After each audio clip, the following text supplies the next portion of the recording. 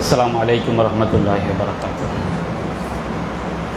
இன்னல் ஹம்தலில்லாஹ் நஹ்மதுஹு வ நஸ்தஈனுஹு வ நஸ்தக்ஃபிருஹு வ நஊது பில்லாஹி மின் ஷுரூரி அன்ஃபுஸினா வ மின் ஸய்யிஆத்தி அமாலினா மை யஹ்திஹில்லாஹு ஃபலா முதில்ல லஹு வ மை யுضللஹு ஃபலா ஹாதிய லஹு வ அஷ்ஹது அல்லா இலாஹ இல்லல்லாஹு வஹ்தஹு லா ஷரீக லஹு வ அஷ்ஹது அன்ன முஹம்மதன் அப்துஹு வ ரசூலுஹு அம்மா பஅத். அளவிலா அருளாளனும் நிகரிலா பேரன்புடையவனுமாகிய எல்லாம் வல்ல அல்லாஹுவின் திருப்பெயரால் ஆரம்பம் செய்கின்றேன். அன்பிற்குரிய தாய்மார்களே, சகோதரர்களே, அல்லாஹுடைய மாபெரும் கிருபையினால் ஏகத்துவ கொள்கையை விளங்கிய நம்முடைய கொள்கை சொந்தங்களுக்கு மத்தியிலே நாம் மார்க்க அடிப்படையில் ஒரு கலந்துரையாடல், ஒரு இறை செய்திகளை ஒருவருக்கொருவர் பரிமாறிக்கொள்ள வேண்டும் என்ற அடிப்படையில் இங்கே இந்த தர்பியா ஏற்பாடு செய்யப்பட்டிருக்கிறது. இந்த தர்பியாவுடைய நோக்கம் என்னவென்று சொன்னால், நபிகள் நாயகம் ஸல்லல்லாஹு அலைஹி வஸல்லம் அவர்கள் சொன்னார்கள், வல் மோமினூன வல் மோமினாத்து பஅதுஹும் அவுலியாஉ பஅது. அல்லாஹுவை நம்பிக்கை கொண்ட ஆண்களும் அல்லாஹுவை நம்பிக்கை கொண்ட பெண்களும் ஒருவருக்கொருவர் பாதுகாவலர்கள். யாரெல்லாம் நாம் அல்லாஹுவை நம்பிக்கை கொண்டிருக்கின்றோமோ, நாம் அல்லாஹுவை நம்பிக்கை கொண்ட மற்றவர்களை பாதுகாக்க வேண்டும். பாதுகாப்பது என்று சொன்னால் இந்த உலகத்திலும் பாதுகாப்பது, மறுமையிலும் பாதுகாப்பது. எப்படி பாதுகாப்பது? அல்லாஹ் கூறுகின்றான், யஅமுரூன பில் மஅரூஃப் வ யன்ஹவுன அனில் முன்கர். அவர்கள் நன்மையை ஏவுவார்கள், தீமையை தடுப்பார்கள் என்று அல்லாஹ் ரப்பல் ஆலமீன் குறிப்பிடுகின்றார். அப்போ ஒரு மூமின்கள் ஒரு இறை நம்பிக்கையான இடத்தில் பாவமான காரியங்களை பார்க்கும் பொழுது அதை அழகிய முறையில் எடுத்து சொல்லி தடுப்பது இன்னொரு மூமின் மீது கடமை. அப்போ அந்த கடமையின் அடிப்படையில் தான் நம்மை நாமே பாதுகாத்து கொள்ள வேண்டும், மறுமையில் நாம் சொர்க்கம் செல்ல வேண்டும் என்ற நல்ல நோக்கத்தில் தான் இந்த தர்பியா அமர்வு, தர்பியா நிகழ்ச்சி ஏற்பாடு செய்யப்பட்டிருக்கிறது. இந்த அமர்வினுடைய முக்கியமான தலைப்பு என்னவென்று சொன்னால், மார்க்கம் தடுத்திருக்கக்கூடிய பாவமான காரியங்களை ஒரு மூமின் எவ்வாறு எடுத்துக்கொள்ள வேண்டும். எதற்காக இந்த தலைப்பு என்று சொன்னால், இன்றைக்கு ஏகத்துவத்தை விளங்கிய அதிகமான சகோதர சகோதரிகளுக்கு மத்தியிலே ஷிர்க் அல்லாத பாவமான காரியங்களை அற்பமாக நினைத்து அதில் கலந்து கொள்ளக்கூடிய பல நிகழ்வுகளை நாம் அன்றாடம் பார்க்கின்றோம், பல ஊர்களிலும் பார்க்கின்றோம். எல்லோருக்கும் மத்தியிலே அது அதிகமாக காணப்படுகிறது. இதை நாம் எப்படி எடுத்துக்கொள்கிறோம் என்று சொன்னால், இவையெல்லாம் சாதாரணமான ஒன்று தானே அப்படின்னு நம்ம எடுத்துக்கொள்கின்றோம். ஆனால் நம்முடைய மார்க்கம் இது பற்றி நம்மை எப்படி எச்சரிக்கை செய்கிறது, நாம் எவ்வாறு இருந்தால், ஏன்னு சொன்னால் தமிழில் ஒரு பழமொழி சொல்லுவாங்க, சிறு துரும்பும் பல்குத்த உதவும் அப்படின்னு சொல்லுவாங்க. சின்ன ஒரு துரும்பாக இருந்தால் கூட துரும்ப வச்சு என்ன செய்ய முடியும் அப்படின்னு நம்ம நினைக்காம, அது நம்முடைய பற்களில் ஏதாவது ஒரு இறைச்சி துண்டோ எதுவோ மாட்டிக்கொண்டால் அது நமக்கு மிகப்பெரிய ஒரு எரிச்சலை உண்டாகும், கஷ்டத்தை உண்டாகும். எதுவுமே இல்லாமல் நாம் தவிக்கும் பொழுது அந்த சிறு துரும்பு கிடைக்குது பாருங்க. அப்போ அதன் மூலமாக நம்முடைய ஈறுகளில் மாட்டிக்கொண்ட அந்த இறைச்சி துண்டை நாம் அகற்றும்போது நமக்கு கிடைக்கக்கூடிய ரிலாக்ஸ் என்பது மிகப்பெரிய நிம்மதி கிடைக்கும். அது மாதிரி சின்ன சின்ன தவறுகள் கூட நம்ம எங்கே கொண்டு போய் சேர்த்து விடும், நரகத்தில் கொண்டு போய் சேர்த்து விடும். அதை நாம் அற்பமாக எடுத்துக்கொள்ளும் பொழுது இன்றைக்கு நம்முடைய மக்களுக்கு மத்தியில் மார்க்கத்துக்கு மாற்றமாக திருமணம் என்ற பெயரில் பல்வேறு காரியங்களை இஸ்லாமிய சமுதாயம் செய்கிறார்கள். அப்போ ஏகத்துவத்தை விளங்கி கொண்ட தாய்மார்கள், சகோதரர்கள் நாம் என்ன செய்யணும்னு சொன்னோம்னா, அதில் போய் நாம் கலந்து கொள்கின்றோம். மார்க்கத்துக்கு மாற்றம் நமக்கு நன்றாக தெரிகிறது. தெரிந்து கொண்டாலும் நாம் அல்லாஹ்க்கு இணை வைத்தால் தானே குற்றம், இணை வைக்காத பாவங்களை அல்லாஹ் மன்னிக்கக்கூடியவன் தானே என்ற ஒரு எண்ணத்தில் நாம் இது போன்ற காரியங்களில் போய் நாம் கலந்து கொள்ளும் பொழுது அது எப்படியெல்லாம் நம்மை பாதிக்கும், இது தொடர்பாக மார்க்கம் என்ன சொல்கிறது என்கின்ற குர்ஆன் சுன்னாவுடைய அறிவுரையை நமக்கு மத்தியில் பகிர்ந்து கொண்டு எனக்கும் உங்களுக்குமான ஒரு அறிவுரையாகவும் வசியத்தாகவும் தான் இந்த தர்பியாவை நாம் ஏற்பாடு செஞ்சிருக்கிறோம். முதல்ல ஒன்றை நாம் விளங்கிக் கொள்ள வேண்டும். நாம் அறிவாளிகள் அப்படின்னு நம்ம சொல்கிறோம். இஸ்லாமிய பார்வையில் அறிவாளிகளுக்கும் புத்திசாலிக்கும் வித்தியாசம் இருக்குது. அறிவாளிக்கும் புத்திசாலிக்கும் வித்தியாசம் இருக்குது. உங்களில் யாராவது அறிவாளி புத்திசாலி இந்த ரெண்டுக்கும் உள்ள வித்தியாசத்தை சுருக்கமாக யாராவது சொல்ல முடியுமா? என்னடா தர்பியாக நம்மக்கிட்ட கேள்வியாக நினைக்க வேண்டாம். நம்ம எல்லாருமே என்ன செஞ்சுருப்போம், அறிவாளி புத்திசாலி ரெண்டு ஒன்று தானே. அறிவாளிக்கும் புத்திசாலிக்கும் என்ன வித்தியாசம்? அறிவாளி சரி,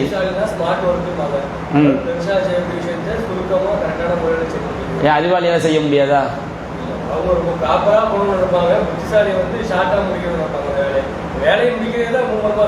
சரி, அறிவாளினா அவங்க புத்திசாலினா ரொம்ப ஷார்ட்டாக முடிப்பாங்க, அறிவாளினா ப்ராப்பராக முடியும். இப்போ ரெண்டுக்கும் அந்த செயலில் புத்திசாலி செய்த செயல் சிறப்பாக இருக்குமா, அறிவாளி செஞ்ச செயல் சிறப்பாக இருக்குமா? தெரியல. உங்களை யாராவது அறிவாளிக்கும் புத்திசாலிக்கும் வித்தியாசம் தெரியுமா? சும்மா ஒரு கேள்விக்கு தான். சரி, நானே சொல்லிடுறேன். நம்முடைய மார்க்க அடிப்படையில் அறிவாளிக்கும் புத்திசாலிக்கும் வித்தியாசம் இருக்குது. புத்திசாலினா யாருன்னு சொன்னோம்னா, ஒன்றை சரி என்று விளங்கி கொள்வான், ஆனால் சரி என்று விளங்கியதை பின்பற்ற மாட்டான். இவன் புத்திசாலி. எதை சொன்னாலும் அவன் இது சரிதான் அப்படின்னு விளங்கிடுவான். இப்போ ஒரு டாக்டர் இருக்காரு, அவர்கிட்ட போய் சிகரெட் பிடிக்கிறது கூடுமா கூடாதான்னு கேட்டால் என்ன செய்வார்? கூடாதுன்னு சொல்லுவார். அதனால் ஏற்படக்கூடிய கேடுகளை நம்மை விட பட்டியல் போடுவார். ஆனால் அந்த டாக்டர் என்ன செய்வார்? சிகரெட் பிடிப்பார். இப்போ இவர் புத்திசாலி. சிகரெட் பிடிக்கிறது ஒரு சிகரெட்டில் என்னென்ன கேடு இருக்குது அப்படிங்கிறது என்ன செய்கிறாரு? சரியாக விளங்கிக்கிட்டால் புத்திசாலி. ஒன்றை சரியாக விளங்கி கொண்டா அவன் யார் தான்? புத்திசாலி தான். இதெல்லாம் ஒரு கணக்கை சொல்லி கொடுக்குறோம், உடனே கரெக்டாக விளங்கிட்டான் வச்சுக்கிடுங்க, அவர் புத்திசாலி. ஆனால் புத்திசாலி எல்லாருமே அறிவாளியாக என்ன செய்ய மாட்டாங்க, இருக்க மாட்டாங்க. புத்திசாலிக்கு அறிவாளிக்கு என்ன வித்தியாசம்னா, ஒன்றை சரியாக விளங்கிக் கொள்பவன் புத்திசாலி, ஆனால் அவனுடைய புத்தி அவனுக்கு என்ன செய்யாது, வழிகாட்டாது. அறிவாளி என்று சொன்னால் அவன் சரியானதை மட்டும் புரிவான், சரியானதை புரிந்து அதை பின்பற்றுவான். இதை நான் சொல்லவில்லை, அல்லாஹ் ரப்பல் ஆலமீன் நமக்கு திருமறை குர்ஆன்ல சொல்லி காட்டுகின்றான். அறிவாளிகள் என்றால் யார் என்பதை பற்றி அல்லாஹ் சொல்லும்போது, நம்முடைய மார்க்கத்தில் காஃபிர்கள் கூட புத்திசாலிகளாக இருப்பாங்க. அதாவது புத்திசாலிகளை பொறுத்தவரை காஃபிர் கூட புத்திசாலியாக இருப்பான். ஆனால் ஒரு மூமின் அறிவாளியாக மட்டும்தான் இருக்க முடியும். அறிவாளியாக இருந்தால் மட்டும்தான் அவன் மூமின். அறிவாளி என்றால் யார் என்பதை பற்றி திருமறை குர்ஆன் சொல்லும்போது, நீ குர்ஆனை எடுத்து பாருங்க. அல்லதீன யஸ்தமிஊனல் கவுல், அவர்கள் இந்த வார்த்தை, இந்த திருமறை குர்ஆனை அவர்கள் செவியுறுவார்கள். திருமறை குர்ஆனுடைய வசனங்களை என்ன செய்வார்கள்? செவியுறுவார்கள்.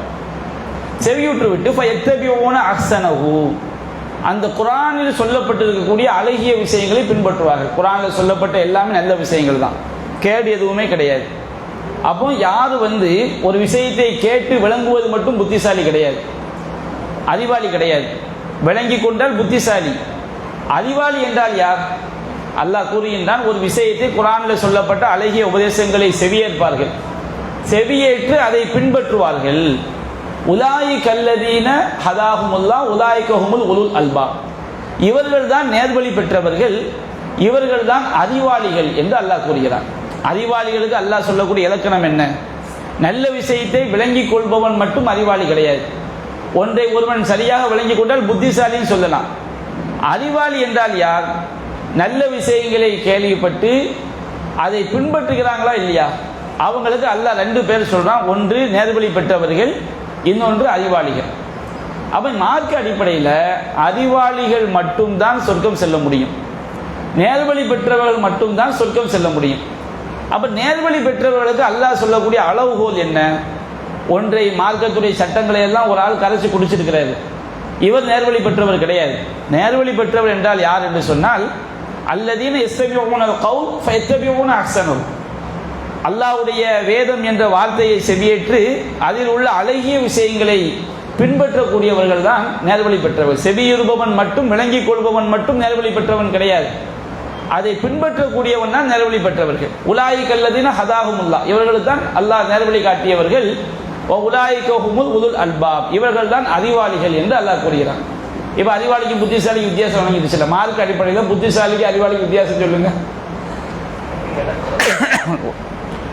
புத்திசாலின்றது எல்லா விஷயத்தையும் தெரிஞ்சுக்கிட்டவர், அறிவாளின்றது தெரிஞ்சுக்கிட்ட உண்மையான விஷயத்தை செயல்முறைப்படுத்துவர். அவங்க தான் எப்படிப்பட்டவங்க? அல்லாஹ்வுடைய பார்வையில் நேர்வழி பெற்றவர்கள். இப்போ நாம அல்லாஹ்வுடைய பார்வையில் புத்திசாலியா இருக்கிறோமா அறிவாளியா இருக்கிறோமா நம்ம சிந்திக்க கடமைப்பட்டோம். அறிவாளியாக இருந்தால் மட்டும்தான் நாம் நேர்வழி பெற்றவர்கள். ஒன்றை மார்க்க சட்டத்தை விளங்கிக் கொள்வதால் மட்டும் என்ன கிடையாது, நேர்வழி பெற்றவர்கள் கிடையாது. அப்போ நாம அறிவாளிகளாக என்ன செய்ய வேண்டும், இருக்க வேண்டும். அப்போ இந்த மார்க்கத்தில் தீமையான காரியங்களை புறக்கணிப்பதை பற்றி எப்படியெல்லாம் சொல்லப்படுகிறது என்பதை நாம் கொஞ்சம் மார்க்க ஆதாரங்களை கொஞ்சம் விரைவாக எப்படியெல்லாம் மார்க்க நமக்கு எச்சரிக்கை பண்ணுது, அதை நாம் பின்பற்றுவது கட்டாயம். அதை நாம் அறிந்து கொண்டால்தான், பின்பற்றினால்தான் நாம் நேர்வழி பெற்றவர்களாக ஆக முடியும், நாம் அறிவாளிகளாக ஆக முடியும், நம்மை இம்மையிலும் மறுமையிலும் பாதுகாத்துக் கொள்ள முடியும். இப்போ நபிகள் நாயகம் ஸல்லல்லாஹு அலைஹி வஸல்லம் அவங்க சொல்றாங்க, சஹீஹ் முஸ்லிம்ல பதிவு செய்யப்பட்டிருக்கு, குழப்பம் என்று சொன்னால் ஒவ்வொரு மார்க்கம் தடுத்த தீமையான காரியம் என்னதுதான், குழப்பம்தான். குழப்பங்கள் என்ன செய்யப்படும்னா, ஒரு மூமினுடைய உள்ளத்தில் ஒரு கோரை பாயில குச்சி எப்படி அடுத்தடுத்து அடுக்கி வைக்கப்பட்டு அது ஒரு பாயாக இருக்கிறதோ அதே போன்று ஒவ்வொரு தீமையான காரியமும் ஒவ்வொரு சோதனையும் அடுத்தடுத்து ஒரு மூமினுடைய உள்ளத்தில் என்ன செய்யப்படும், எடுத்து காட்டப்படும். நம்முடைய வாழ்க்கையில் பல்வேறு தீமையான காரியங்கள் அடுத்தடுத்து என்ன செய்யும், வந்துகிட்டே இருக்கும். வந்து கொண்டே இருக்கும்போது சினிமா பார்க்க ஒரு தீமையான காரியம், மார்க்கத்துக்கு மாற்றமான காரியங்களை கலந்து கொள்ள தீமையான காரியம், இப்படி ஏராளமான பாவங்கள் நம்மை சுற்றிலும் வியாபித்து இருக்குது. அப்ப இந்த பாவங்கள் ஒவ்வொன்றாக நம்முடைய உள்ளத்தில் எடுத்து காட்டப்படும். அப்ப நபிகள் நாயகம் சொல்றாங்க, யாருடைய உள்ளம் அந்த பாவங்களை அப்படியே உள்வாங்கிக் கொள்கிறதோ, உள்வாங்கிக் கொள்ளுன்னு சொன்னோம்னா அது அந்த பாவங்களில் போய் வீழ்ந்து விடுகிறதோ, இது சரிதானே. ஏன்னா ஒவ்வொரு பாவமுமே சின்ன சின்ன பாவமாக தான் செய்யப்படும், எடுத்து காட்டப்படும். ஒவ்வொரு குழப்பமும் அடுத்தடுத்து வரக்கூடிய குழப்பமாக எடுத்து காட்டப்படும். ஒரு குழப்பம் வருது, இதெல்லாம் பெருசா அப்படின்னு உள்ளத்தை உள்வாங்கிக்கிறோம். இன்னொரு குழப்பம் வருது, இதெல்லாம் பெருசா நம்ம உள்வாங்குறோம்.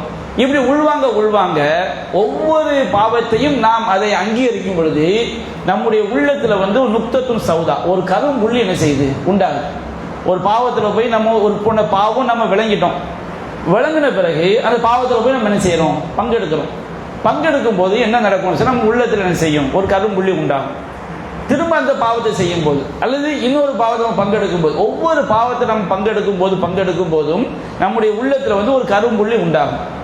அதே போன்று ஒரு பாவம் நமக்கு எடுத்து காட்டப்படுகிறது, நம்முடைய உள்ளம் அதை என்ன செய்யுது, புறக்கணிக்குது. அந்த பாவத்தில் கலந்து கொள்ளாமல் நாம் புறக்கணிக்கின்றோம்.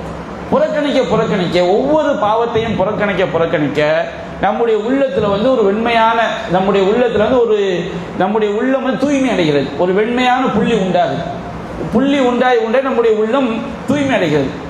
அப்போ ஒருவன் தீமையான காரியங்கள் அடுத்தடுத்து பங்கேற்க அந்த உள்ளத்தில் கரும்புள்ளி உண்டாயி அவருடைய உள்ளம் கருமை அடைந்த உள்ளமாக மாறிவிடுகிறது.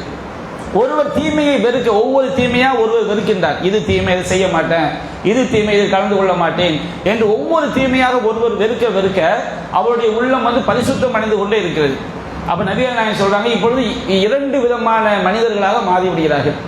ஒருவர் ஒவ்வொரு தீமையிலும் பங்கெடுத்த மனிதர், இன்னொருவர் ஒவ்வொரு தீமையும் வெறுத்த மனிதர். அப்ப ஒருவருடைய உள்ளம் எப்படி ஆயிடும் சொன்னோம்னா, வெண்மை கலந்த கருப்பு நிறமாக ஆகிவிடுது. ஒரு வெள்ளை வெள்ளைன்னு இருக்குன்னு வச்சுக்கிடுங்க, இல்ல தூசி படைந்தா எப்படி இருக்கும், வெள்ளை கலர்ல தூசி படைஞ்சா அது ஒரு கருமை அடர் மஞ்சள் நிற கருமை என்ன செஞ்சிடும், ஆயிடும்.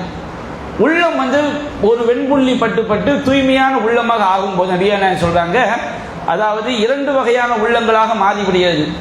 அப்போ அதான் அபியல மிஸ்ரி சஃபா, ஒன்று வெண்பாவை போன்று பரிசுத்தமான வெண்மை நிற உள்ளம், ஃபலா ததுர்ருஹு ஃபித்னத்துன் மாதாமத்தி சமாவாத்து வல்லல், வானம் பூமி நீடித்திருக்கும் காலமெல்லாம் அந்த உள்ளத்தை எந்த குழப்பமும் தீங்கிழைக்க முடியாது, எந்த குழப்பமும் வழிகெடுக்க முடியாது. நம்ம தீமையை வெறுப்பதினால் நம்ம உள்ளத்துக்கு கிடைக்கக்கூடிய பாதுகாப்பு என்ன, ஒவ்வொரு தீமையா வெறுத்து நம்முடைய உள்ளம் பழகும் போது நம்முடைய உள்ளத்தை வானம் பூமி நிலைத்திருக்கும் காலமெல்லாம், நம்ம அந்த காலத்தில் வாழ போறது கிடையாது, ஆனால் அவ்வளவுதான் நம்ம வாழ்ந்தாலும் எந்த விதமான வழிகேடும் நம்ம என்ன செய்ய முடியாது, பாதிப்பு உண்டாக்க முடியாது. ஆனால் ஐயு கல்பின் உஷ்ரிபகா, எந்த உள்ளம் அதை அப்படியே உள்வாங்கி தீமையான காரியங்களை பங்கெடுத்து அப்படியே செல்கிறார்களோ அந்த உள்ளம் எப்படி ஆயிரும், அஸ்வத முர்பாத்தன், அது வந்து கருமையான ஒரு வெள்ளையான பாலை ஒரு செவத்துல வந்து கருமை புழுதி படைத்தால் எப்படி இருக்குமோ அந்த மாதிரி அடர் கருமை நிறமாக அது மாறி விடுகிறது. கூசில் முஜஹியா, கவிழ்த்து வைக்கப்பட்ட கூஜாவை போன்று. ஒரு கிளாஸ் டம்ளர் இருக்குன்னு வச்சுக்கிடுங்க, அது நம்ம இப்படி நிமித்தி வச்சு ஒரு சொட்டு தண்ணி விட்டா அது என்ன செய்யும், நிற்கும். அதே டம்ளரை கவிழ்த்து வச்சு நம்ம எத்தனை வருஷத்துக்கு தண்ணியை ஊற்றிக்கிட்டே இருந்தாலும் உள்ள ஒரு சொட்டு நிற்குமா, நிற்காது. அப்போ நம்முடைய உள்ள எப்படி மாறின்னு சொன்னோம்னா ஊசில் முஜஹியா, கவிழ்த்து வைக்கப்பட்ட கூஜாவை போன்று மாறிவிடும். லா யாரிஃபு மஅரூஃபன் வலா யுன்கிரு முன்கரன், எந்த நன்மையும் அது தெரியாது, எந்த தீமையும் அது மறுக்காது. இல்லா மா உஷ்ரிப மின் ஹவாஹு, அதனுடைய உள்ளத்துல வந்து மனோ இச்சை மட்டும்தான் பூத்தப்பட்டது. அப்ப நம்ம தீமைகளை அங்கீகரிக்க நம்முடைய உள்ளம் எப்படி மாறிவிடும் என்று சொன்னால் எந்த ஒரு நன்மையையும் ஏற்றுக்கொள்ளாத உள்ளமாக மாறும். எதை சொன்னா நமக்கு வெறுப்பு வந்துடும். தீமையான காரியங்களை தெரிந்து கொண்டே தீமையை நம்ம பங்கெடுத்து கொண்டே இருந்தால் ஒரு காலகட்டம் நம்ம எப்படி ஆயிரும் சொன்னா இஸ்லாமே நமக்கு என்ன செஞ்சிடும், வெறுப்புக்குரிய மார்க்கம் ஆயிடும். எதை சொன்னாலும் தௌஹீதை சொன்னாலும் ஷிர்க் பெரும்பாவம்னு சொன்னாலும் அதெல்லாம் இருக்கட்டும் போயா அப்படிங்கிற மாதிரி நம்முடைய உள்ள என்ன செஞ்சிடும், மாறிடும். அப்ப நம்ம தீமையான காரியங்களை வந்து எதற்கு மறுக்க வேண்டும் வெறுக்க வேண்டும் என்று சொல்றோம்னா தீமையான காரியங்களை நாம் பங்கெடுக்காமல் நாம் வெறுத்தால்தான் நம்முடைய உள்ளத்தில் தௌஹீதை பாதுகாக்க முடியும். தௌஹீதை நம்ம பாதுகாக்க வச்சுக்கிடுங்க, நம்ம எங்க போய் சேர்ந்துருவோம், மறுமையில நிரந்தரமான ஒரு நரகத்தில் போய் சேர்ந்துருவோம். அப்ப நிரந்தரமான நரகத்தை விட்டு நம்முடைய உள்ளத்தை பாதுகாத்து நம்ம ஈமானோடு மரணிக்க செய்யக்கூடிய அந்த பாக்கியம் எதுல கிடைக்குன்னு சொன்னோம்னா தௌஹீதை விளங்கிய மக்களுக்கு தீமையை வெறுப்பதில், தீமையான சபைகளை புறக்கணிப்பதில் தான் இருக்கிறது. அல்லாஹ் ரப்பல் ஆலமீன் சூரத்து நூர் என்ற அத்தியாயத்தில் 21வது வசனத்தில் சொல்றான், யா அய்யுஹல்லதீன ஆமனு லா தத்தபிஉ குதுவாத்தி ஷைத்தான், ஈமான் கொண்டவர்களே நீங்கள் ஷைத்தானுடைய அடிச்சுவடுகளை பின்பற்றாதீர்கள். அல்லாஹ்வுடைய உத்தரவு. நம்முடைய மார்க்கத்தில் வந்து இயன்றவரை செய்தல் என்பது நன்மையான விஷயங்களுக்கு தான். அல்லாஹ் எதையெல்லாம் நம்ம கட்டளையிட்டு இருக்கானோ அது நம்ம சக்திக்கு உட்பட்ட வரைக்கும் நம்ம என்ன செய்யணும், செய்யணும். எல்லாரும் செய்ய முடியுமா? ஒரு ஏழையால ஹஜ்ஜுக்கு போக முடியுமா? ஒரு ஏழையால ஜக்காத்து கொடுக்க முடியுமா? அப்ப நன்மையான காரியங்களை வந்து ஃபத்தகுல்லாஹ மஸ்ததாஅத்தும், உங்களால் இயன்ற வரைக்கும் அல்லாஹ்வை அஞ்சுங்கள். தீமையான காரியங்களை வந்து அறவே தவிர்ந்து கொள்ள தான் மார்க்கம் சொல்லுது. நம்மை மிகைத்து நிர்பந்திக்கப்பட்டு வெறுத்து போய் நாம செய்யறோம் பாருங்க, அதை தவிர எல்லா தீமையான காரியங்களையும் ஒரு மூமினுடைய உள்ள என்ன செய்யக்கூடாது, அக்செப்ட் பண்ணக்கூடாது. யா அய்யுஹல்லதீன ஆமனு லா தத்தபிஉ குதுவாத்தி ஷைத்தான், இறை நம்பிக்கையாளர்களே ஷைத்தானுடைய அடிச்சுவடுகளை நீங்கள் பின்பற்றாதீர்கள். வமை யத்தபிஉ குதுவாத்தி ஷைத்தான், ஷைத்தானுடைய அடிச்சுவடுகளை யார் பின்பற்றுகிறானோ ஃபஇன்னஹு யஅமுரு பில் ஃபஹ்ஷாஇ வல் முன்கர், ஷைத்தான் வந்து மானக்கேடான காரியங்களையும் தீமையான காரியங்களையும் தான் ஏவுவான். அப்போ ஒரு விஷயம் வந்து மார்க்கம் தடுத்த பாவமான காரியம் என்று நமக்கு தெரியும் போது நாம் அதில் போறோம்னு சொன்னோம்னா கண்டிப்பாக அது நம்மளை எங்க கொண்டு போய் சேர்த்துரும், மானக்கேட்டில் கொண்டு போய் சேர்த்துரும், அது முன்கரில் கொண்டு போய் சேர்த்துரும். உதாரணத்துக்கு ஒன்று எடுத்துக்கிறேங்களேன். இப்போ நிறைய ஊர்கள் நீங்கள் பார்த்தீங்கன்னா இன்றைக்கு வந்து பல ஊர்களில் முஸ்லீம் பெண்கள் திருமண ஊர்வலம் என்ற பெயரில் குதிச்சு டான்ஸ் ஆடுறாங்க. உங்களுக்கு தெரியுமா? இப்போ நான் உதாரணத்துக்கு இப்போ சூழவாய்க்கால நீங்கள் இருக்கிறீங்க, உங்களை வந்து நடுத்தரில் ஒரு 10 பேரை விட்டு டான்ஸ் ஆடுங்கன்னா டான்ஸ் ஆடுவீங்களா? யாராவது நல்ல குதிச்சு ஆடுங்கன்னா ஆடுவோமா?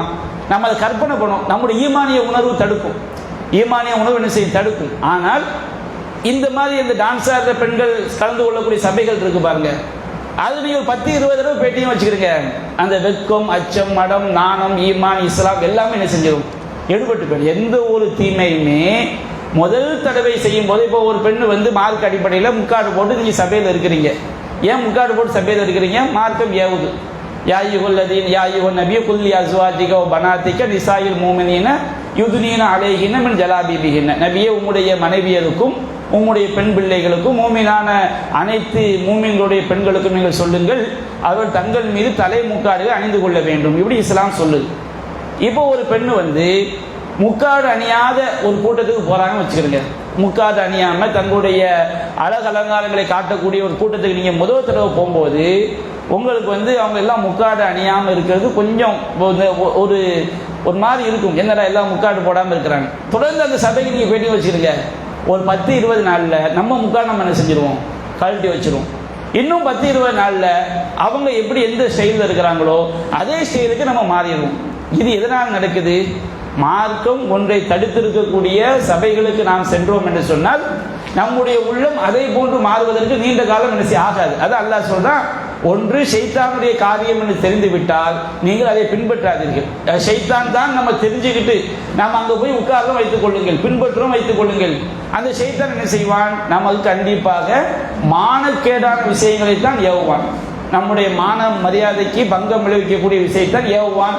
அந்த ஷைத்தான் தீமையான காரியங்களை தான் செய்வான், ஏவுவான் என்று அல்லாஹ் சொல்லி காட்டுகிறான். அடுத்து நபிகள் அல்லாஹ் ரப்பல் ஆலமீன் 4வது அத்தியாயம் 138, 139, 140 வசனங்கள் அல்லாஹ் சொல்லி காட்டுறான். இப்போ நம்ம மார்க் அடைப்பு நமக்கு நல்ல தெரியும். திருமணங்கள் நீங்கள் எடுத்துக்க வச்சுக்கிடுங்க.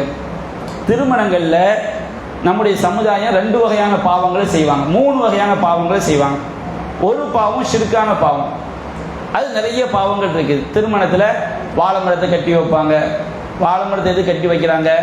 கணவன் மனைவி வாழை மரத்தை வாழை கொலையோடு கட்டி வைப்பாங்க. அவங்க நம்பிக்கை என்ன?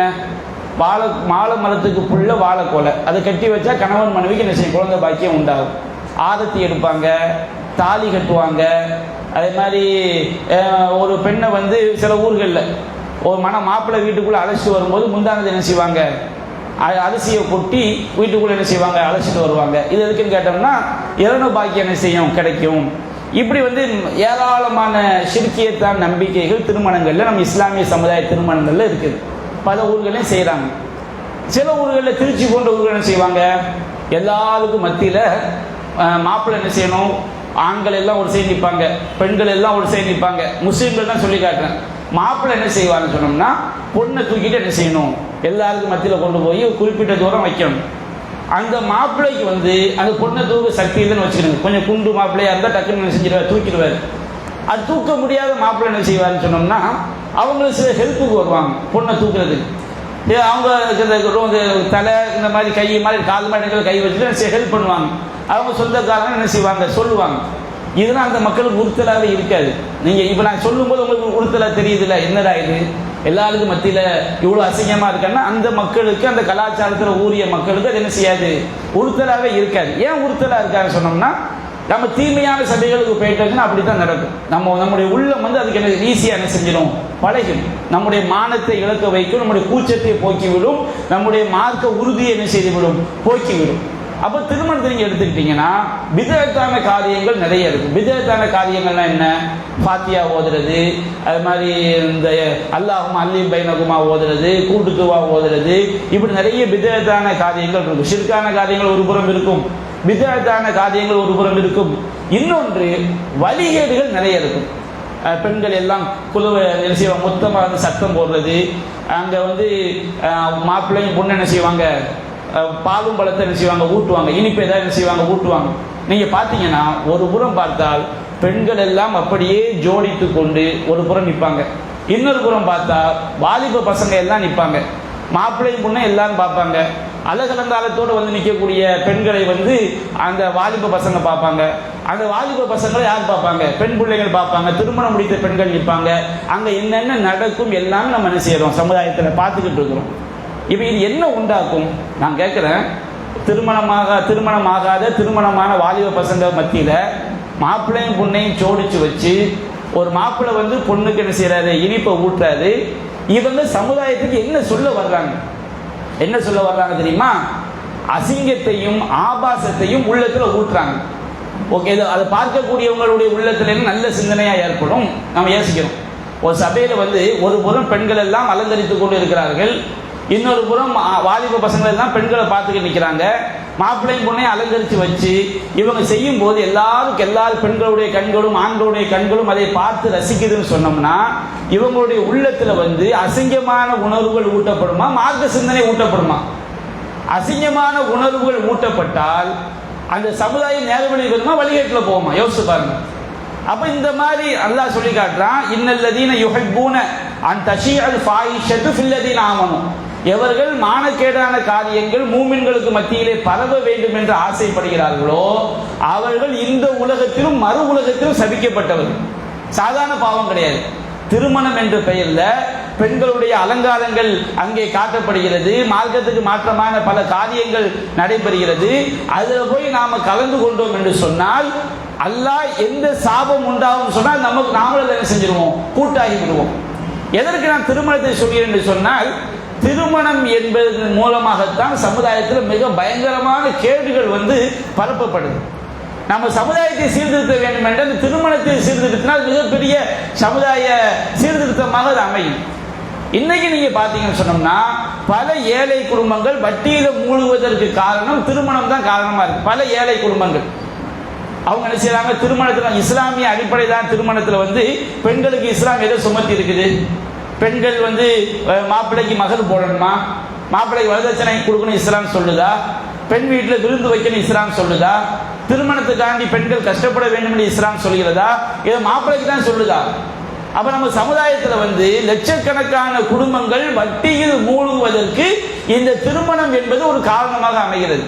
நம்ம நினைக்க நம்ம போய் ஒரு மணி நேரம் செலவு பண்ணி ஏதாவது கிஃப்ட்டை கொடுத்துட்டு அங்க நடக்கக்கூடிய அனாச்சாரங்களை எல்லாம் பங்கெடுத்து விட்டு நாம விடுகிறோம். நாம நினைக்கிறோம் நாம தொழுதா மன்னிக்கப்பட்டோம், நாம தொழுதா என்ன செய்யப்பட்டோம், நம்ம திக்கல் செஞ்சா தௌபா செஞ்சா மன்னிக்கப்பட்டோம். நம்ம நினைக்க அப்படி கிடையாது.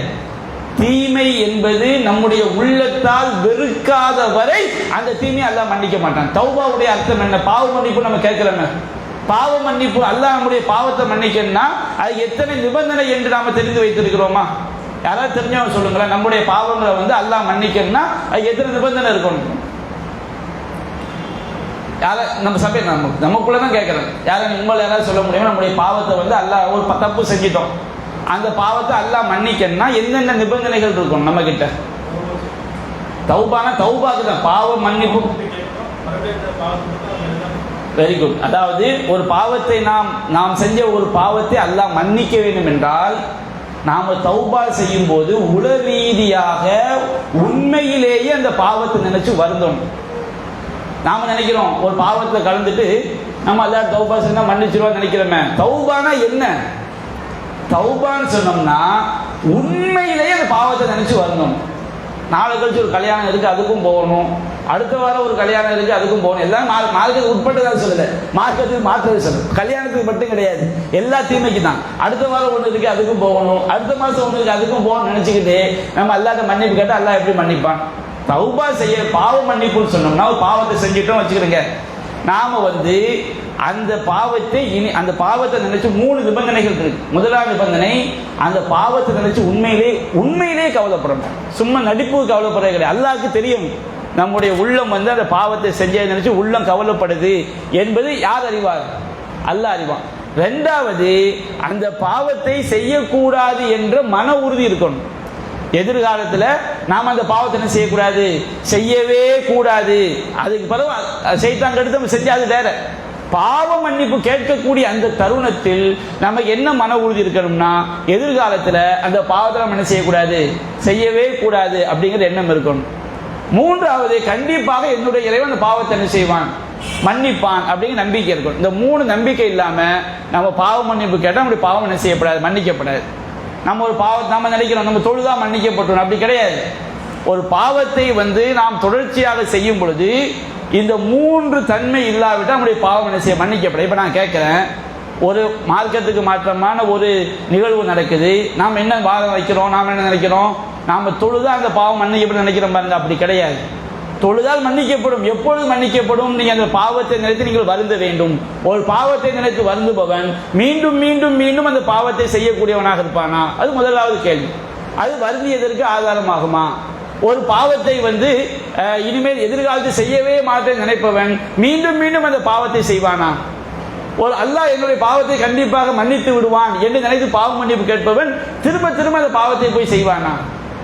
அப்போ நம்ம எந்த ஏமாந்து விடக்கூடாது. அடுத்து என்னன்னு பாருங்க, நம்ம தீமையான காரியங்கள் சமூக அதாவது சில பாவங்கள் இருக்குது, அந்த பாவம் நம்மோட முடிஞ்சிருங்க.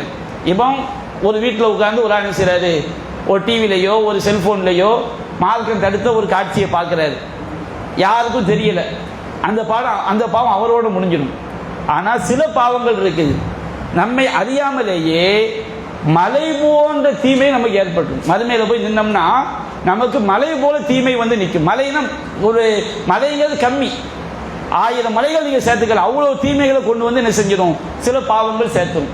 என்ன பாவம்னு சொன்னோம்னா, சமுதாயத்தை வந்து ஒட்டுமொத்தமாக கெடுக்கக்கூடிய பாவங்கள்ல நாமளும் ஒருவராக இருந்தால், இப்ப அல்லாஹ் சொல்றான், அசிங்கமான விஷயங்கள் மக்கள் மத்தியில் யாரு பரவணும்னு நினைக்கிறாங்களோ அவங்களுக்கு இவ்வுலகிலும் அல்லாஹ்வுடைய சாபம் ஏற்பட்டு விட்டது, மறுமையிலும் அல்லாஹ்வுடைய சாபம் ஏற்பட்டு விட்டது.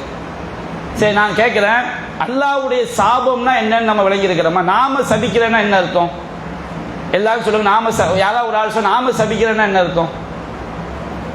ஒரு கேள்வி கூட பதில் வர மாட்டேங்குது. எதுக்குடா நம்ம தர்பியா கூப்பிட்டாங்கன்னு நினைக்கிறீங்களா? சரி, நீங்க நம்ம ஆண்கள் நாம சபிக்கிறேன்னா என்ன அர்த்தம்?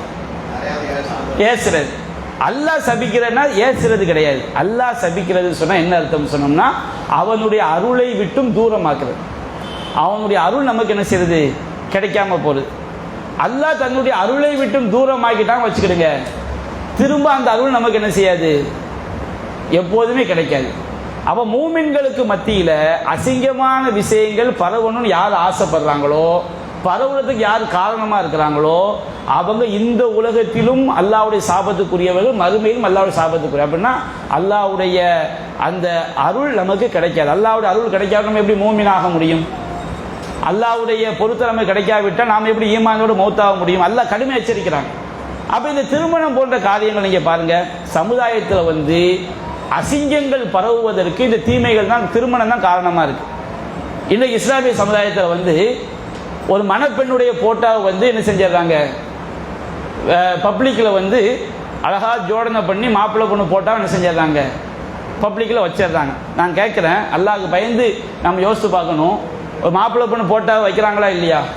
அதை பார்க்கக்கூடிய நம்முடைய கண்கள் எந்த எண்ணத்தில் பார்க்குது? ஒரு பொண்ணுடைய போட்டா ஒரு பப்ளிக்கில் வைக்கும்போது அதிகமானவர் எந்த எண்ணத்தில் பார்ப்பாங்க? அசிங்கமான எண்ணத்தில் தான் என்ன செய்வாங்க, பார்ப்பாங்க.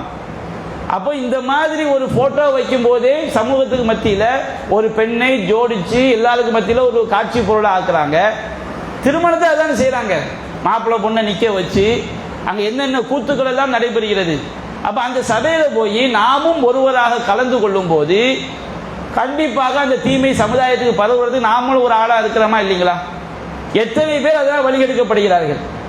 அத்தனை பேர் அந்த பாவத்தை செய்யும் போதெல்லாம் நம்முடைய கணக்கில் அந்த தீமை எழுதப்படுமா இல்லையா?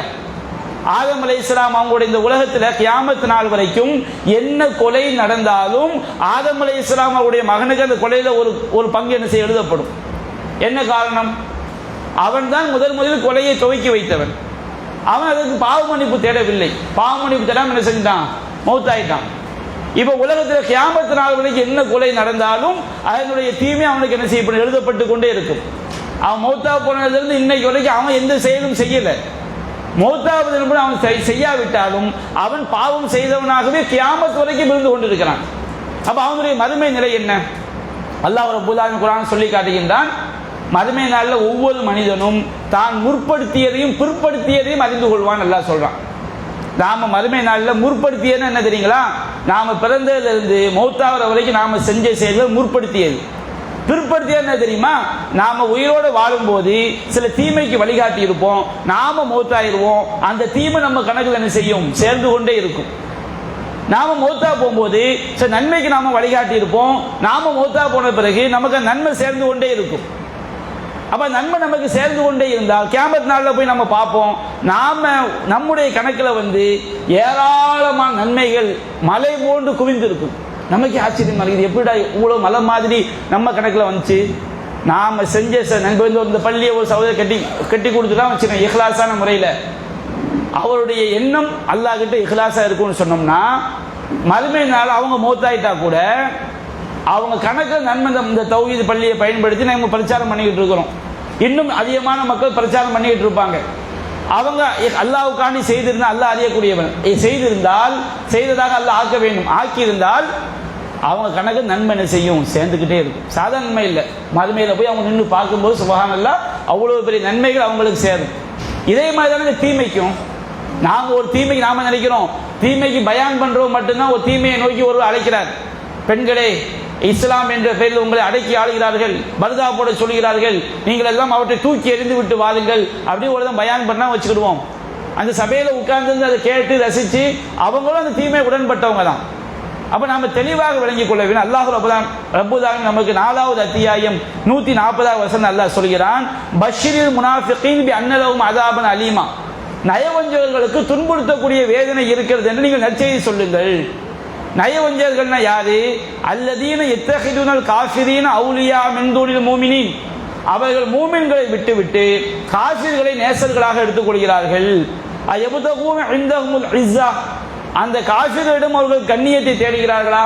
ஃபஇன்னல் இஸ்ஸத லில்லாஹி ஜமீஆ, கண்ணியம் அனைத்தும் அல்லாஹ்வுக்கே சொந்தம் என்று அல்லாஹ் சொல்லிவிட்டு, வகத் நஸ்ஸல அலைக்கும் ஃபில் கிதாப் அன் இதா சமிஅத்தும் ஆயாத்தில்லாஹி யுக்ஃபர் பிஹா வ யஸ்தஹ்ஸு பிஹா, ஒரு சபையில அல்லாஹ்வுடைய வசனங்கள் மறுக்கப்படும், அல்லாஹ்வுடைய வசனங்கள் கேலி செய்யப்படும் என்பதை நீங்கள் செவியுற்றால் ஃபலா தகுது மாஹும் ஹத்தா யகூலு ஃபி ஹதீஸின் கைரி, அவங்க அந்த காரியத்தை விட்டு வேறு பேச்சுக்களில் ஈடுபடும் வரை அவர்களோடு நீங்கள் போய் அமராதீர்கள். ஒரு சபையில் அல்லாஹ்வுடைய வசனங்கள் மறுக்கப்படுவது, கேலி செய்யப்படுவது என்றால் என்ன? குர்ஆனுடைய வசனங்களையே சொல்லி ஒரு கேலி பண்ணா வச்சுக்கிடுங்க, இது அல்லாஹ்வுடைய வசனம் கேலி பண்ணது. அது மட்டும் கிடையாது, ஒரு சபையில பாவமான காரியங்கள் நடக்குதுன்னு வச்சுக்கிடுங்க, இஸ்லாம் அந்நிய ஆண்களுக்கு முன்பாக பெண்கள் முக்காடு போடாம வரக்கூடாது இஸ்லாம் சொல்லுது.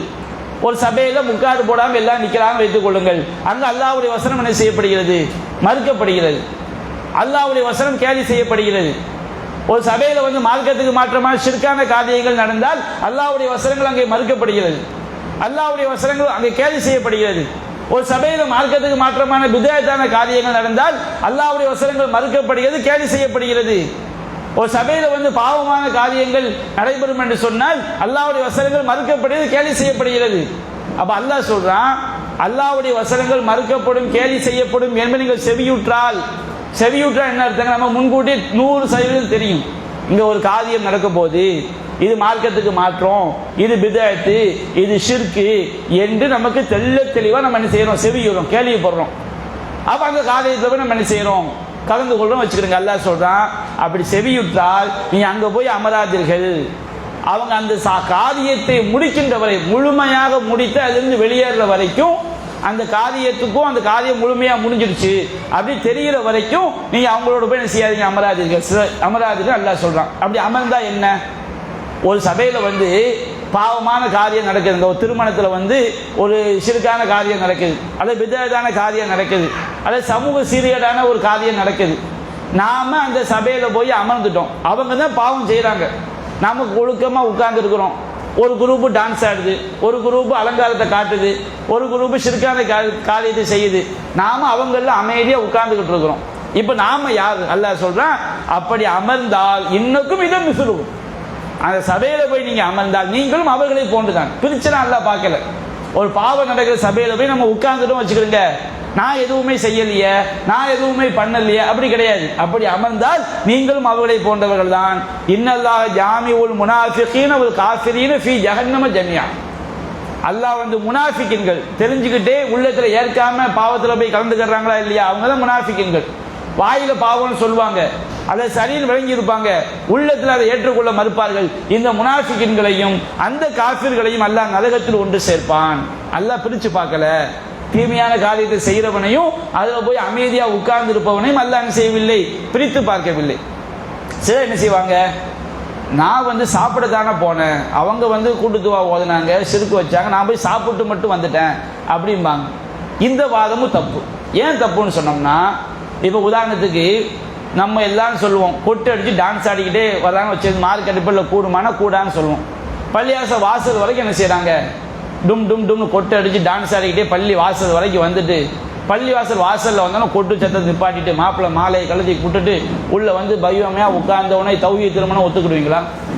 ஒரு ஆள் சொல்றாரு, அங்க இருந்து இங்க வரைக்கும் எல்லா வெடிகிடி எல்லாம் போட்டு செஞ்சுட்டு பள்ளி உள்ள வந்தவனை மட்டும் நான் பள்ளியில் இருக்கும்பொழுது எந்த பாவமும் செய்யவில்லையே. ஒரு நிகழ்ச்சின்னு சொன்னோம்னா அல்ல கால்வரை தலைவரைனா இஸ்லாம் பிரிச்சு பார்க்காது. ஒரு நிகழ்ச்சி ஒரு மாடுன்னு சொன்னோம்னா தலையிலிருந்து வால் வரைக்கும் தான் மாடு, அதுதான் முழு மாடுன்னு அர்த்தம். அப்போ ஒரு காரியம் என்று சொன்னால் அந்த காரியம் எங்கு ஆரம்பித்து எங்கு நிறைவு பெறுகிறதோ அதுல எந்த இடத்துல என்ன செய்யக்கூடாது? பாவமான மார்க்கத்துக்கு முரணான காரியங்கள் நடைபெறாமல் நடந்தால்தான் அது பாவம் இல்லாத காரியம். காலையில பாவம் செஞ்சாங்க, அந்த நிகழ்ச்சி சாயந்தரம் வரைக்கும் இருக்குது. காலையில இப்போ ஒரு புது வீடு கட்டுறாங்கன்னு வச்சுக்கோங்க, புது வீட்டுக்கு போறாங்க, புது வீட்டுல விருந்து வைக்கலாம். புது வீட்டை என்ன செய்யறாங்க? காலையில் மௌலூது ஓதுறாங்க, நமக்கு 100% தெரியுது. நீங்கள் மதிய விருந்தில் போய் தான் கலந்துக்கிட்டீங்கன்னா அது ஒரு நிகழ்ச்சி தானே. ஒரு நிகழ்ச்சியில் காலையில் மௌலூது ஓதுவாங்க, மதியம் என்ன செய்வாங்க, சாப்பாடு வைப்பாங்க, நைட்டில் என்ன செய்வாங்க, வேற ஏதாவது செஞ்சுவாங்க, எல்லாம் சேர்ந்தா ஒரு நிகழ்ச்சி. அப்போ அந்த நிகழ்ச்சியில் ஒன்று மதியம் சாப்பாடு வைக்கிறாங்க, சாயந்தரம் மௌலூது ஓதுறாங்க. நான் மதியம் சாப்பாடுலாம் போய் கலந்துக்கிட்டேன்னு சொன்னோம்னா அந்த நிகழ்ச்சி ஆரம்பத்திலிருந்து முடிவு வரை மார்க்கத்துக்கு மாற்றமான காரியங்கள் நடக்கும் என நமக்கு உறுதியாக தெரிந்தால் சில நேரங்கள் என்ன ஆகும்னு சொன்னோம்னா நம்ம மார்க்கத்துக்கு மாற்றம்னு நினைச்சிட்டு போயிட்டு வந்துடுவோம். அங்கே போயிட்டு வந்தப்போ தப்பு நடக்கும். அதுக்கு இஸ்லாம் என்ன சொல்லும், தனி சட்டம். நமக்கு கன்ஃபார்மாக தெரியுது இந்த காரியத்தில் மார்க்கத்துக்கு மாற்றமா என்ன செய்யும், நடக்கும். காலையில் இப்படி நடக்கும், மதியம் இப்படி நடக்கும், சாயந்தரம் இப்படி நடக்கும், நமக்கு நல்லா தெரியும். நான் காலையில் போயிட்டு வந்துட்டேன், நான் சாயந்தரம் போயிட்டு வந்தேன் சொன்னோம்னா அந்த ஒரு நிகழ்ச்சி என்பது ஆரம்பத்திலிருந்து முடிவு வரைக்கும் நிகழ்ச்சி தான். அந்த ஆரம்பத்திலிருந்து முடிவு வரை ஒரு சில நிகழ்ச்சியை 1 மணி நேரத்தில் முடிஞ்சிடும், சில நிகழ்ச்சியை 1 நிமிஷத்தில் முடிஞ்சிடும், சில நிகழ்ச்சி 2-3 நாளைக்கு என்ன செய்யும், நீடிக்கும். இங்க துவங்கி அங்க முடியும். அப்போ எது வரைக்கும் ஒரு எண்டு இருக்குதோ ஆரம்பத்திலிருந்து கடைசி வரை மார்க்கத்துக்கு மாற்றமான காரியம் நடைபெறாமல் இருந்தால்தான் நாம் கலந்து கொள்வதற்கு தகுதியான சபையா அது என்ன செய்யும், ஆகும். நமக்கு 100% தெரியுது, அது தகுதியற்ற சபை நமக்கு தெரியுது, நம்ம கேள்விப்பட்டுட்டோம். முதல் நாள்ல ஒன்றும் நடக்காது, 2வது நாள்ல மௌலூது ஓதும், கேள்விப்பட்டோம் வச்சுக்கிடுங்க. அல்லாஹ் சமீபத்துவம் தானே சொன்னீங்க, கேள்விப்பட்டால் தானே சொல்றான். கேள்விப்படுதல் என்றால் கலந்து கொண்ட பிறகு கேள்விப்படுறதா, முன்கூட்டியே நமக்கு தெரியும். முன்கூட்டியே நமக்கு ஒரு புது வீடுனா என்ன நடக்கும், ஒரு கல்யாண வீடுனா அவங்க எப்படி எப்படி நடத்துவாங்க, எப்படி எப்படி செய்ய போறாங்க, எல்லாமே நமக்கு முன்கூட்டியே தெரியும், ஒரு சில காரியங்களை தவிர. அப்ப அப்படி இருக்கும்போது தெளிவாகவே தெரிந்து கொண்டு மார்க்கத்துக்கு மாற்றமா நடக்குது தெரிந்து கொண்டு நான் போயிட்டு வந்துட்டேன், இந்த காரணம் அல்லாஹ் என்ன செய்யப்பட ஏற்றுக்கொள்ளப்படாது. அப்போ ஒரு காரியத்தில் ஆரம்பம் முதல் இறுதி வரை சரியாக நடந்தால்தான் அது மார்க்கத்துக்கு மாற்றமில்லாத சபையாக நிச்சயப்படும், கருதப்படும். அதே மாதிரி அல்ல இப்போ நம்ம என்ன செய்யறோம், ஒரு சபை மார்க்க அடிப்படை சரியான சபை நினைச்சு போறோம். நினைச்சு போகும்போது தான் சபைக்கு போன பிறகுதான் நமக்கு தெரியுது மார்க்கத்துக்கு மாற்றமான காரியம் நடக்க போகுதுன்னு. சில சபைகளில் நம்ம முன்கூட்டியே தெளிவாக தெரிஞ்சிடும். சில சபைகள் என்ன செய்யும், நம்ம அங்கே நம்ம சரியா நடக்கும் நம்ம நினைச்சு போவோம். நினைச்சு போன பிறகு அங்கே போய் பார்த்தா மார்க்கத்துக்கு மாற்றமான காரியங்கள் நடக்கும். இப்போ நாம் என்ன செய்யணும், அதற்கும் அல்லாஹ் வழிகாட்டுகிறான். 6வது அத்தியாயம் 68, 69 வசனத்தில் இதா ரஅய்தல்லதீன யஹூதுன ஃபி ஆயாத்தினா, நம்முடைய வசனங்களில் மூழ்குவோரை நீர் கண்டால், வசனங்களில் மூழ்குவோர் சொன்னால் வசனங்களுக்கு எதிராக நடக்கிறவங்க, வசனங்களை அல்லாஹ்வுடைய சட்டத்துக்கு மாற்றமான பாவமான காரியங்கள் செய்பவர்கள் தான் மூழ்குபவர்கள் என்று இலக்கியமாக சொல்லப்படுகிறது. நம்முடைய வசனங்களில் மூழ்குபவர்களை நீர் கண்டால் ஃபஅரில் அன்ஹும், அவர்களை புறக்கணிப்பீராக. ஹத்தா யகூலு ஃபி ஹதீஸின் கைரி, அவங்க வேறு காரியத்தில் ஈடுபடுற வரைக்கும், வேறு பேச்சில் ஈடுபடுற வரைக்கும் அவர்களை புறக்கணிப்பீராக. இம்மா யுன்சி என்னக்க ஷைத்தான், ஷைத்தான் உம்மை மறக்கடித்து விட்டால், உமக்கு மறக்க செய்து விட்டால், ஃபலா தகோதுமாகும் பாத திக்ரா, உமக்கு நினைவு வந்த பிறகு அவர்களோடு நீங்கள் அமர்ந்து விடாதீர்கள். நம்ம என்ன செய்யறோம், உண்மையிலே பயப்படுறாங்களோ அவங்கள நபிகள் நாயகத்தை பற்றி அல்லாஹ் சொல்றான், அல்லாஹ்வுக்கு அஞ்சக்கூடியவங்களை கேள்வி எனக்கு கேட்பது நபியே உமக்கு எந்த பங்கும் இல்லை, வலாக்கின் திக்ரால அல்லஹும் யத்தகூன், என்றாலும் அவர்கள் அல்லாஹ் ரப்பல் ஆலமீன் சூரத்துல் ஹூத் என்ற அத்தியாயத்தில் 112, 113 வசனங்கள் சொல்றான், ஃபஸ்தகிம் கமா உமிர்த வமன் தாப மஅக, நபியே நீரும் உம்மோடு திரும்பி வாழக்கூடிய மூமின்களும் விடாதீர்கள், இன்னஹு பிமா தஅமலூன பஸீர், நீங்கள் செய்வதை எல்லாம் அல்லாஹ் பார்த்து கொண்டிருக்கிறான். வலா தர்கனு இலல்லதீன ஸலமு, அநியாயக்காரர்களின் பக்கம் நீங்கள் சாய்ந்து விடாதீர்கள். அநியாயக்காரர்கள் பாவம் செய்யக்கூடிய மக்கள், பாவம் செய்த மக்களுக்காக நீங்க விட்டு கொடுத்து போகாதீங்க. அவன் பாவம் செய்யறான், நம்ம அதை கண்டுக்காம கூட சேர்ந்து சப்போர்ட் பண்ணுவோம், நீங்கள் விட்டு கொடுத்து போகாதீர்கள். அப்படி நீங்கள் சாய்ந்து விட்டால் ஃபதமஸ்ஸகுமுன் நார், நரகம் உங்களை பிடித்துக் கொள்ளும். இந்த உலகத்தில் ஒன்றும் கிடையாது, நம்ம வாழ்றது எதுக்காண்டிங்க, மறுமைக்காண்டி தானே. இந்த உலகங்கிறது நமக்கு எப்படி முடிஞ்சு போயிடும். இன்னைக்கு நாம இருக்கிறோம், இன்னும் ஒரு வருஷம் நம்ம இங்கே இருக்கிற எத்தனை பேர் ஹயாத்தா இருப்போம்னு சொல்ல முடியுமா? ஒரு 10 வருஷம் 50 வருஷம் எல்லாமே இங்கே இருக்கிற அதிகமான நபர்கள் போய் என்ன செஞ்சிருவோம், போய் சேர்ந்துருவோம். 1-2 பேர் சபையில் இருப்போம். அப்போ நம்ம மௌத்தா போனப்ப நமக்கு யாரு? அல்லாஹ் சொல்றான், நீங்கள் அநியாயம் செய்யக்கூடிய மக்களின் பக்கம் நீங்கள் சாய்ந்து விடாதீர்கள். அப்படி சாய்ந்தால் ஃபதமஸ்ஸகுமுன் நார், நரகம் உங்களை பிடித்துக் கொள்ளும். வமாலக்கும் மின் தூனில்லாஹி மின் அவுலியா, அல்லாஹ்வை தவிர உங்களுக்கு எந்த பாதுகாவலரும் கிடையாது. சும்மலா துன்சரு, நீங்கள் எந்த உதவியும் செய்யப்பட மாட்டீர்கள். அல்லாஹ் எச்சரிக்கிறான். நீங்க கரெக்டாக இருந்துக்கிடுங்க. அநியாயம் செய்கிறவங்களுக்கு சப்போர்ட் பண்ணிடாதீங்க. சில ஊரில் என்ன செய்வாங்க, தௌஹீத்வாதின்னு சொல்கிறவங்க மீலாது விழா வருதுன்னு வச்சுக்கிடுங்க, மௌலுது ஓதுறதுக்கு காசை கொடுத்துருவாங்க, வரியை கொடுத்துருவாங்க, நீங்கள் சாப்பாடாக்கி நீங்கள் சாப்பிட்டு கொடுங்க, எங்களுக்கு தராதீங்கம்மாங்க. இது என்னன்னு கேட்குறேன். தீமைக்கு காசை கொடுத்தாலே முடிஞ்சு போச்சே. அநியாயக்காரன் நம்ம எதுக்கு கொடுக்குறோம்? அவங்களுக்கு சப்போர்ட் நமக்கு தேவை. அப்போ மார்க்கத்தில் வந்து ஒரு ஷிர்க்கை அரங்கேற்றாங்க, அவங்க சப்போர்ட் நமக்கு தேவை என்பதற்காக அல்லாஹ் உள்ளத்தை பார்க்கக்கூடியவன். நாம ஏன் செய்யறோம்? உள்ளத்தை பார்க்கக்கூடியவன். அந்த ரப்பிட்ட நாம தப்பிக்க முடியும். நாம சொல்லக்கூடிய விஷயங்கள் எல்லாமே நீங்க எங்கிட்ட சரியா நடப்பதற்கோ நான் உங்கள்கிட்ட நடிப்பதற்கோ அல்ல. நம்முடைய இறைவன் எதை பார்க்கிறான்? நம்முடைய உள்ளத்தை பார்க்கிறான். நாம நாளைக்கு அல்லாஹ் கிட்ட தனியாக போய் நிக்க போறோம். அந்த ரப்பு கிட்ட என்ன பதில் சொல்லணுங்கிறது தான். தௌஹீத் ஜமாத்துல இருந்தா இப்படி இருக்கணும், அதாவது ஒரு பள்ளியை தொலை வந்தா இப்படி இருக்கணும்னு சொல்லல. மூமின்களுக்கு அல்லாஹ் சொல்லக்கூடியது. நாம மூமினா இருந்தா இப்படி இருந்தா தான் மூமின். சிலர் என்ன செய்வாங்க, அவையெல்லாம் இயக்கவாதிகள் சொல்லக்கூடியது. என்ன இயக்கவாதிகள்? குர்ஆன் ஹதீஸ் வந்து தௌஹீத் ஜமாத் காரணத்துக்கு மட்டுமா? தௌஹீத் ஜமாத் காரணத்துக்கு மட்டுமா குர்ஆனும் ஹதீஸும்? சில பெண்கள் சொல்லுவாங்க அதெல்லாம் நஜாத்துக்கு உள்ள சட்டம். என்ன, எல்லா குர்ஆன்ல சொல்லப்பட்ட ஹதீஸ் எல்லாருக்கும் உள்ளதுதான். ஒரு ஹதீஸை வேண்டுமென்றே மறுத்தாலும் அவன் காஃபிர் தான். வேண்டுமென்றே ஹதீஸ்ன்னு தெரியுது, நான் இதை ஏற்றுக்க மாட்டேங்கன்னா அவன் காஃபிர் தான், முடிஞ்சு போச்சு. அல்லாஹ்வுடைய ஒட்டுமொத்த இஸ்லாத்தை மறுத்தாலும் காஃபிர்னு கிடையாது. வேண்டுமென்றே சரி என்றே தெரிந்த ஒரு செய்தியை அல்லாஹ்வின் தூதர் சொன்னதுதான், அல்லாஹ் சொன்னதுதான் என்று தெரிந்து கொண்டே ஒருத்தர் மறுக்கிறான் வச்சுக்கிறான், காஃபிர் தான்.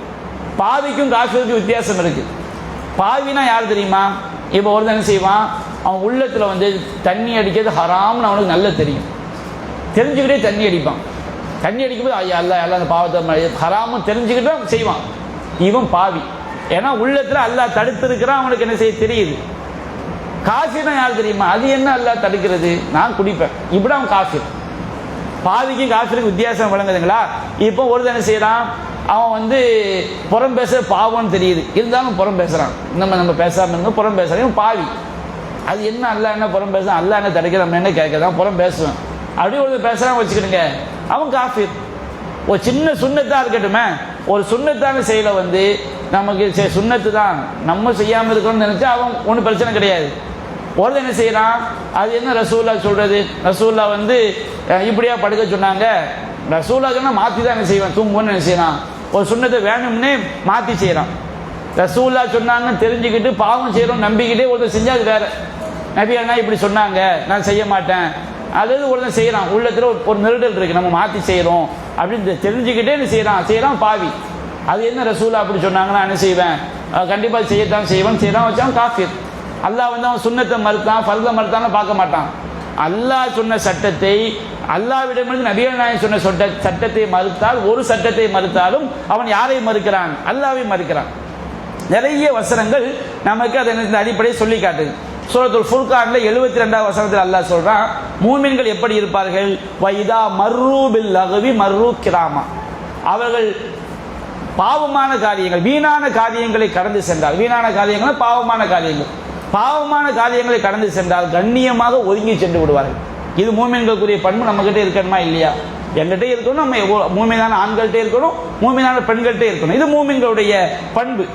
அல்லாஹ் ரப்பல் ஆலமீன் சூரத்துல் மாயிதாவை நீங்க எடுத்து படிச்சு பாருங்க, 5வது அத்தியாயம் 78ல இருந்து 81வது வரைக்கும் அல்லாஹ் சொல்றான், லுஇனல்லதீன கஃபரு மின் பனி இஸ்ராயீல அலா லிசானி தாவூத வ ஈஸா இப்னு மரியம், இஸ்ரவேலர்களில் காஃபிராக ஆனவர்கள், இஸ்ரவேலர்கள்ல காஃபிராக ஆனவர்கள் ஈசா நபியுடைய நாவாலும் தாவூத் நபி நாவாலும் சபிக்கப்பட்டார்கள். ஈசா நபி தாவூத் நபி அல்லாஹ் அவங்களுக்கு அருள் செஞ்சிடாதுன்னு அல்லாஹ் என்ன செஞ்சாங்க, துவா செஞ்சாங்க.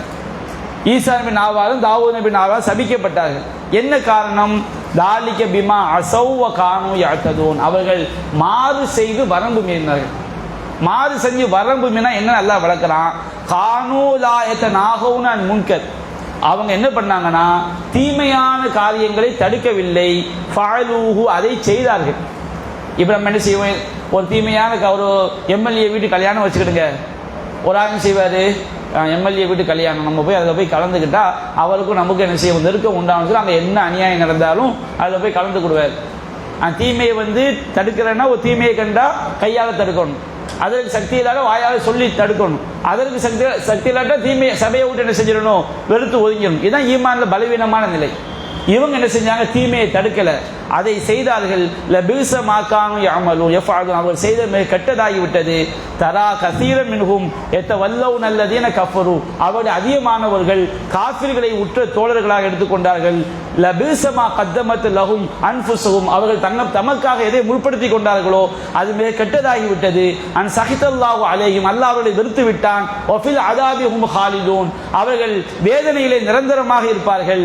வலவ் கானூ யூமினூன பில்லாஹி வன் நபிய்யி வமா உன்ஸில இலைஹி அவர்கள் அல்லாஹ்வையும் அல்லாஹ்வுடைய நபியையும் அவர்கள் இறக்கப்பட்ட வேதத்தையும் உண்மையாக நம்பிக்கை கொண்டிருந்தால் மத்தஹதூஹும் அவுலியா அந்த காஃபிர்களை நேசர்களாக எடுத்திருக்க மாட்டார்கள். வலாக்கின் கஸீரன் மின்ஹும் ஃபாசிகூன் அவர்கள் அதிகமானவர்கள் பாவிகள். இஸ்ரவேல் சமுதாயம் என்ன செய்வாங்க? ஒரு தீமையான காரியம் நடக்கும், முதல்ல தடுப்பான். எப்படி? பாவமா.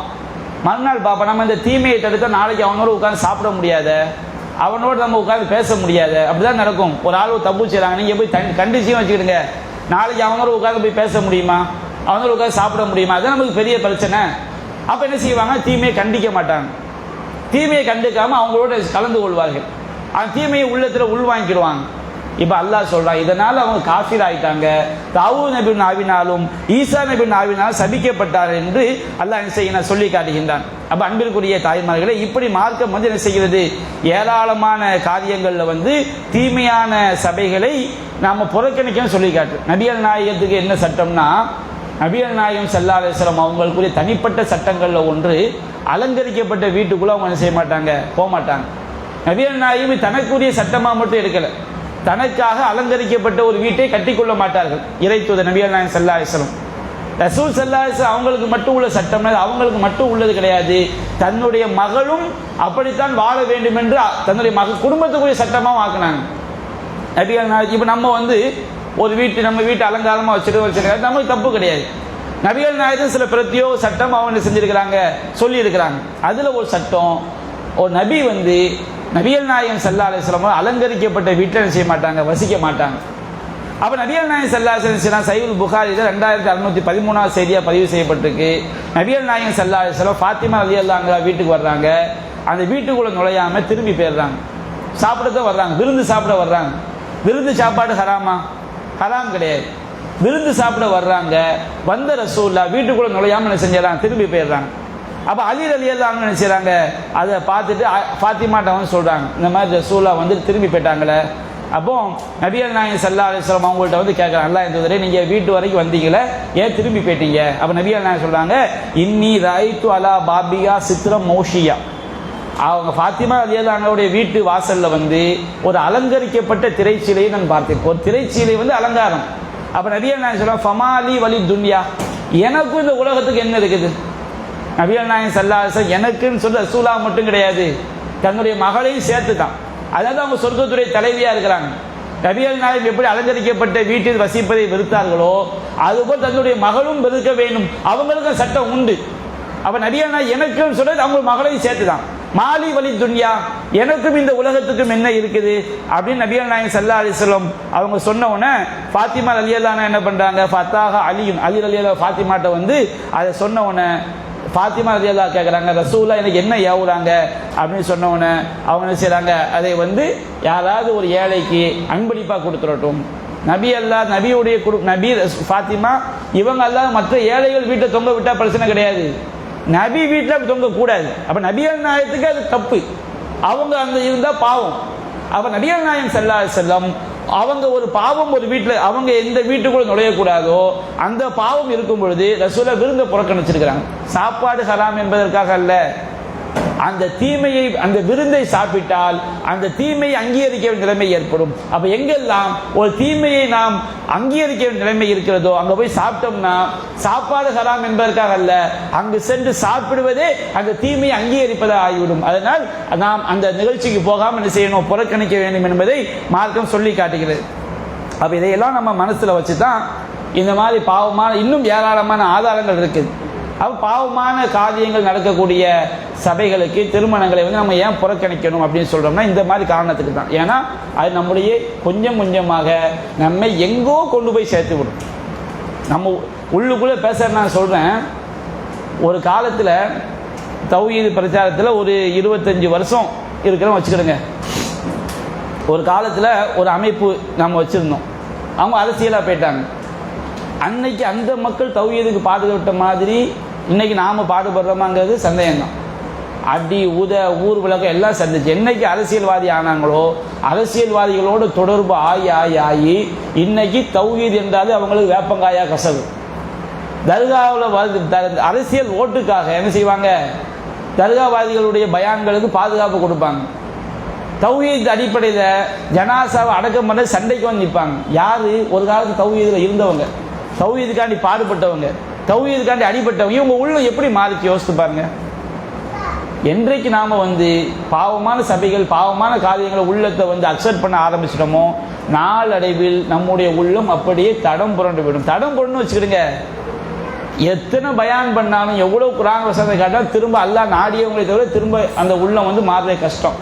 தீமையா நீங்கள் நிறைய பேர் ஆச்சரியப்படுவீங்க, நம்மோடு மிகச்சிறந்த மக்களாக இருந்தவர்கள் ஏன் இப்படி மாறிவிட்டார்கள்? பாவமான காரியங்களை அக்செப்ட் பண்ண நம்முடைய உள்ள என்ன செஞ்சணும் மாறிடும். நாம் இந்த மாகவுதோட தீமைகளை வெறுத்து இருக்கத்தான் நமக்கு உலகத்தில் சில பாதிப்புகள் ஏற்படலாம். ஆனால் கண்டிப்பாக நம்முடைய மறுமை என்ன செய்யும், அது பாதுகாக்கும். எனவே இந்த போன்ற விஷயங்களில் இதனை தர்பியாவுடைய மெயின் டாபிக். அதனால் இந்த விஷயங்களில் நாம் ரொம்ப எச்சரிக்கையாக கவனமாக பாவமாக நம்மால் முடிந்த அளவு நம்மை சக்திக்குமே நிர்பந்திக்கக்கூடிய விஷயங்கள் உலகத்தில் இருக்க தான் செய்யுது. உள்ளம் வெறுத்த நிலையில் ஒரு பாவத்துக்கு நாம் நிர்பந்திக்கப்பட்டால் அல்லாஹ் மன்னிக்கக்கூடியவன்.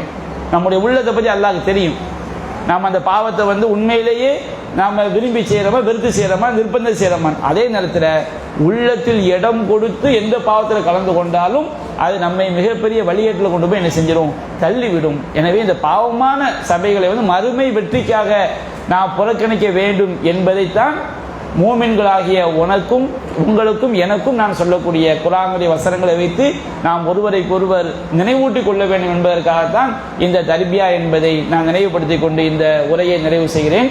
உங்களுக்கு மார்க்க சம்பந்தமாக இது தொடர்பாக ஏதாவது கேள்விகள் இருந்தால் கேளுங்க. அந்த கேள்விகளுக்கு பிறகு நம்ம என்ன செஞ்சிடுவோம், நாம் இந்த உரையை நம்ம இந்த நிகழ்ச்சியை நாம் நிறைவு செய்து கொள்வோம். எது கேள்விகள் இருக்குங்களா?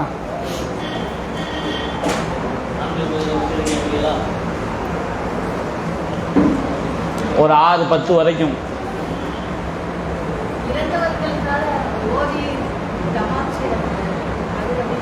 சரி, சகோதரி என்ன கேட்குறாங்கன்னா, இறந்தவர்களுக்காக நாம் குர்ஆனை ஓதி அவங்களுக்கு சேர்த்து வைக்க முடியுமா? அதுக்கு என்ன சொல்லுவாங்க, பல ஊர்களில் நிறைய பேர் வச்சுருப்பாங்க. ஈசால் சவாப் அப்படின்னு சில ஊர்களில் சொல்லுவாங்க, சில ஊரில் ஹத்தம் பாத்தியாம்பாங்க. என்னுடைய நம்பிக்கை என்னன்னு சொன்னோம்னா, அவங்க இறந்து போயிட்டாங்க, நாம் குர்ஆனை ஓதி ஓதி ஓதிய நன்மை நாங்கள் அவங்களுக்கு என்ன செய்கிறோம், சேர்த்து வைக்கிறோம். அப்படிங்கிற அடிப்படையில் இந்த காரியம் என்ன செய்யப்படுது. பொதுவாக நபிகள் நாயகம் ஸல்லல்லாஹு அலைஹி வஸல்லம் நமக்கு தெளிவான ஒரு அடிப்படையை குர்ஆனும் சொல்லுது, நபிகள் நாயகம் சொல்லியிருக்கிறாங்க.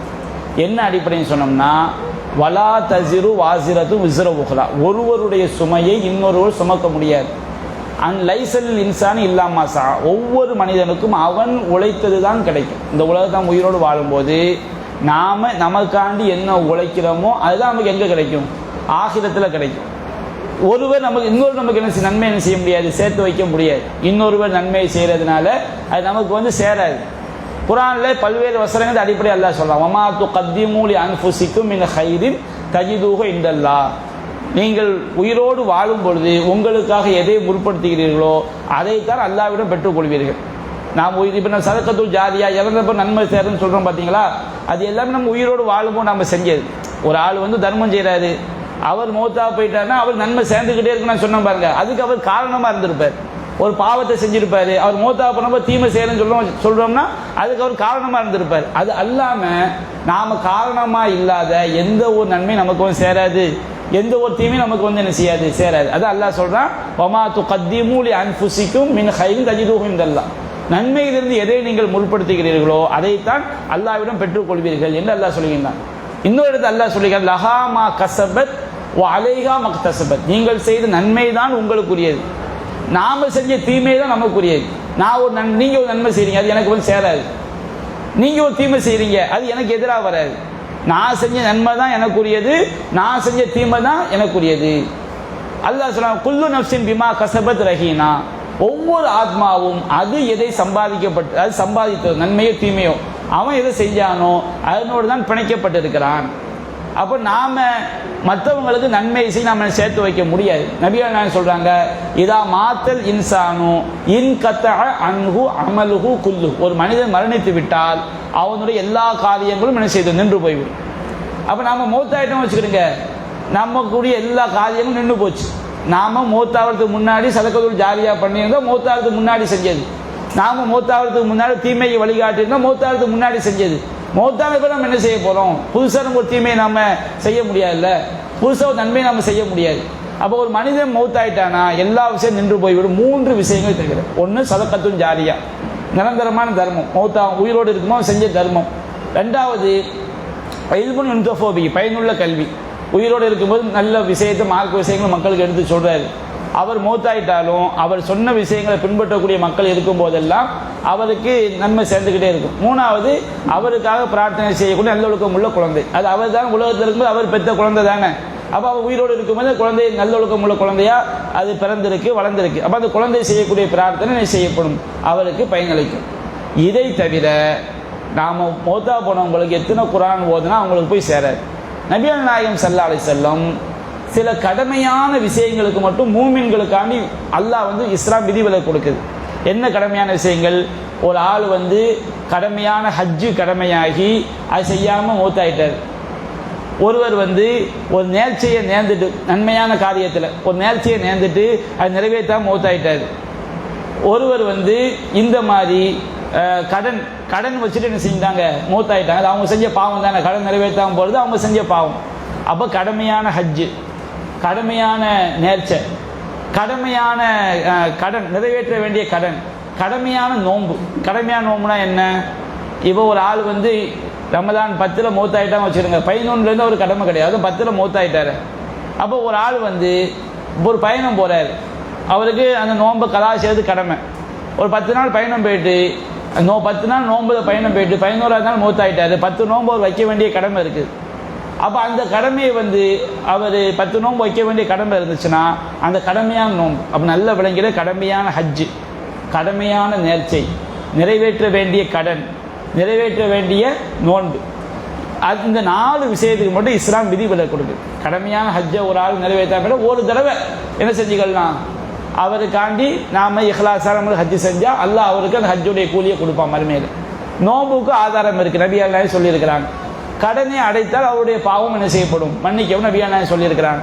அதே மாதிரி நேர்ச்சையை நிறைவேற்ற நபிகள் நாயகம் சொல்லியிருக்கிறாங்க. இதை தவிர அதுபோக நாம் இறந்தவருக்கு சார்பாக நாம் ஏழைகளுக்கு செய்யக்கூடிய தர்மம். ஒரு மூமினா மௌத்தாயிட்டா வச்சுடுங்க, அவருக்காக நம்ம ஏழைகளுக்கு என்ன செய்யலாம், தர்மம் செய்யலாம். நபிகள் நாயகம் சொல்லியிருக்கிறாங்க. நபிகள் நாயகம் அவங்கள்ட்ட ஒரு சஹாபி கேட்க, அல்லாஹ்வின் தூதரே, என்னுடைய தாயார் மௌத்தாயிட்டாங்க, நான் அவங்களுக்காக தர்மம் செய்யலாமா? செய்யலாம். என்ன செய்யலாம்?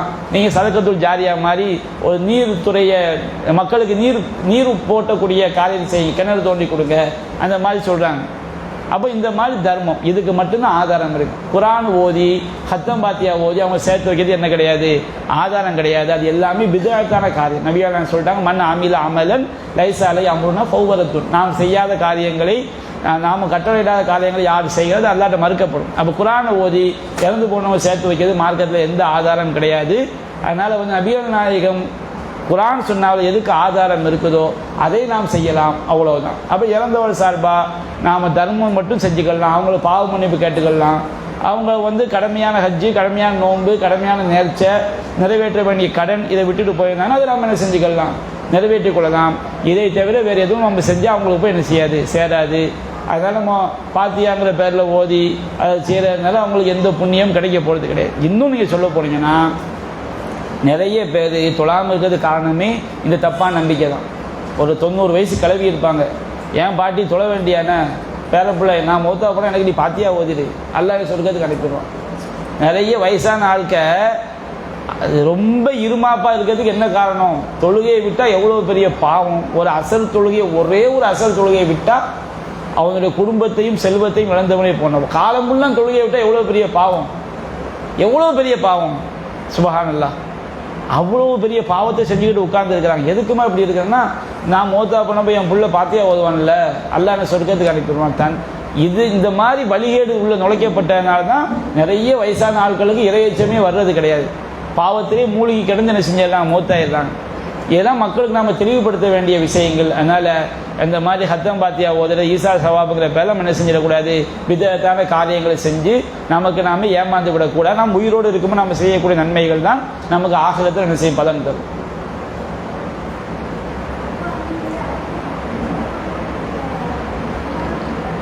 இம்ரான் எனக்கு காது இருக்கலையா?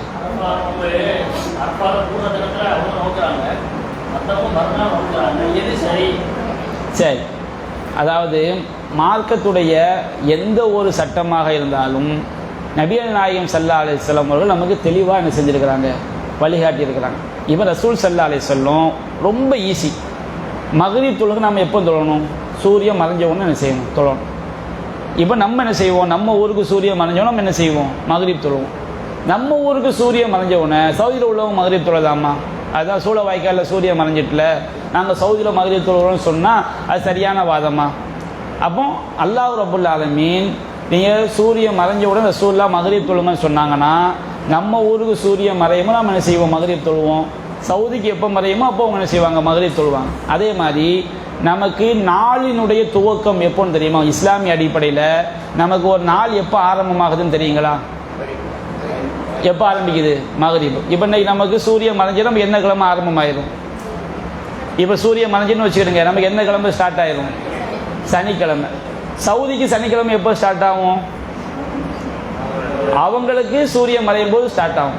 அப்படியே போய்கிட்டே தள்ளி தள்ளி போனையும் வச்சுக்கிடுங்க. நம்ம ஞாயிற்றுக்கிழமை அடையும் போது தான் ஒரு நாட்டுக்கு எந்த கிழமை ஸ்டார்ட் ஆகும், சனிக்கிழமை ஸ்டார்ட் ஆகும். நீ நல்லா யோசிச்சு பார்க்க, சொல்றது யோசிச்சு பார்த்தா புரியும். அல்லாஹ் ரப்புல் ஆலமீன் அப்படி தான் உலகத்தை வச்சிருக்கிறான். பூமிக்கு உருண்டை தானே. இப்போ நமக்கு சூரியன் மறையும் போது நமக்கு தான் சூரியன் மறையுது, நமக்கு சனிக்கிழமை ஸ்டார்ட் ஆயிடுது. நமக்கு இஸ்லாமிய அடிப்படை சனிக்கிழமை என்பது சூரியன் மறைஞ்சும் ஸ்டார்ட் ஆயிடுது. நமக்கு மறையக்கூடிய சூரியன் இன்னொரு நாட்டுக்கு என்ன செய்யும், உதயமாகும். அவங்களுக்கு எந்த கிழமை ஸ்டார்ட் ஆகுது, இன்னொரு நாட்டுக்கு அவங்களுக்கு வெள்ளிக்கிழமை என்ன செஞ்சிடும், வெள்ளிக்கிழமையில் இருப்பாங்க. அப்போ நாம் வெள்ளிக்கிழமை தொழுது முடிச்சு அவங்க சனிக்கிழமை நாம் இருப்போம். ஒரு நாட்டில் என்ன செய்வாங்க, ஜும்மா தொழுதுகிட்டு இருப்பாங்க, அவங்க உச்சியில் இருப்பாங்க. அப்போ நாள் என்பது சூரியன் நமக்கு மறைந்து விட்டால் நாள் ஸ்டார்ட் ஆயிடுது. சூரியன் மறைஞ்சால் நமக்கு பிறை நம்ம ஊருக்கு என்ன தெரிஞ்சிடும். அப்போ நம்ம ஊருக்கு எப்போ பிறை தெரியுதோ அப்போ தான் ஒன்று. நபியான அதான் சொன்னாங்க குர்ஆன்ல அல்லாஹ் சொல்லும்போது, ஃபமன் ஷஹித மின்குமு ஷஹ்ர ஃபல் யஸ்முஹு, உங்களில் யார் அம்மாதத்தை அடைகிறாரோ அவர் நோன்பு நோக்கட்டும். ஏன்னா மாசத்தை முந்தி அடையக்கூடிய மக்கள் இருப்பாங்க, பிந்தி அடையக்கூடிய மக்களும் என்ன செய்வாங்க, இருப்பாங்க. அப்போ நம்ம ஊரில் பிற பார்த்துட்டோம், நமக்கு ஒன்று ஸ்டார்ட் ஆயிடுச்சு. அந்த பிற இன்னொரு நாட்டுக்கு தெரியதான் வச்சுக்கிடுங்க, அவங்களுக்கு அந்த ஒன்றுங்கிறது எப்போ தான் ஸ்டார்ட் ஆகும், நாளைக்கு தான் செய்யும் ஸ்டார்ட் ஆகும். அப்போ நபிகள் நாயகம் ஸல்லல்லாஹு அலைஹி வஸல்லம் அங்கே அரஃபாவில் ஹாஜிகள் கூடி இருக்கும் போது நோன்பு வைங்க ரசூலை சொல்லவே இல்லை. ரசூல் ஸல்லல்லாஹு அலைஹி வஸல்லம் என்ன சொல்கிறாங்கன்னா, அரஃபாவில் என்றைக்கு கூட வேண்டிய நாளோ அந்த நாளில் நோன்பு வைக்கணும். அரஃபாவில் கூடி இருக்கும்போது நோன்பு வைக்கிறது கிடையாது. அரஃபாவில் கூட வேண்டிய நாள் எந்த நாள் நமக்கு எல்லாம் தெரியும். அதாவது அரஃபாவில் ஹாஜிகள் எந்த டேட்டில் கூடணும், பிறை 9. அப்போ அரஃபாவில் கூட வேண்டிய நாளில் நோன்பு வைங்கன்னு சொன்னால் பிறை 9 நோன்பு வைங்கிறது. அப்போ நாம் பிறை 9 நமக்கு என்னைக்கு வருதோ அன்னைக்கு தான் நம்ம என்ன செய்யணும், நோன்பு வைக்கணும். இன்னும் நீங்கள் சொன்னீங்கன்னா ரொம்ப ஹஜ்ஜுடைய கிரியை நீங்கள் நல்லா யோசித்து பார்த்தா அரஃபாவில் கூடும்போது நம்ம நோன்பே வைக்க முடியாது. எப்படி தெரியுங்களா, அரஃபாவில் எப்போ கூடுவாங்கன்னு சொன்னோம்னா நாம் நோன்பு வைக்கணும்னா நியத்து சகல் சாப்பாடு எப்போ சாப்பிடுவோம், ஃபஜ்ருக்கு முன்னாடி தான் சாப்பிடுவோம். அவங்க அரஃபாவுக்கு எப்போ கிளம்புவாங்க தெரியுமா, பிறை 9 ஃபஜ்ர் தொழுத பிறகு சூரியன்லாம் உதிச்ச பிறகு தான் எங்கே கிளம்புவாங்க, அரஃபா கிளம்பி அரஃபாவில் போய் எப்போ சேருவாங்க தெரியுமா, லுகருக்கு தான் போய் சேருவாங்க. அரஃபாவில் எது வரைக்கும் இருப்பாங்க, மக்ரிப் வரைக்கும் இருப்பாங்க. அப்போ அவங்க அரஃபாவில் இருக்கும்போது எப்படி நம்ம நோன்பு வைக்க முடியும், நோன்புங்கிறது எப்போவுமே வச்சாகணும். ஃபஜ்ருக்கு முன்னாடி நியத்து வச்சாகணும். அரஃபாவில் அவங்க எப்போ கூடுவாங்க, லுகர்லேருந்து மக்ரிப் வரைக்கும். அரஃபாவில் கூடும்போது நோன்பு வைக்கிறதுனா நம்ம ஃபஜ்ருக்கு முன்னாடி நம்ம நோன்பு சாப்பிட்டாகணுமே.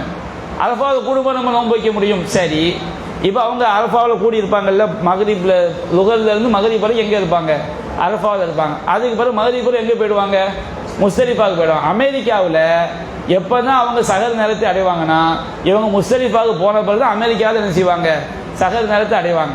அப்போ அவங்க எப்படி நோன்பு வைக்கிறது, இவங்க தான் அரஃபா விட்டு வெளியே போயிட்டாங்களே, முஸ்தலிஃபாவுக்கு போயிட்டாங்களே. அப்போ அமெரிக்காக்காரங்க எப்படி நோன்பு வைக்கிறது?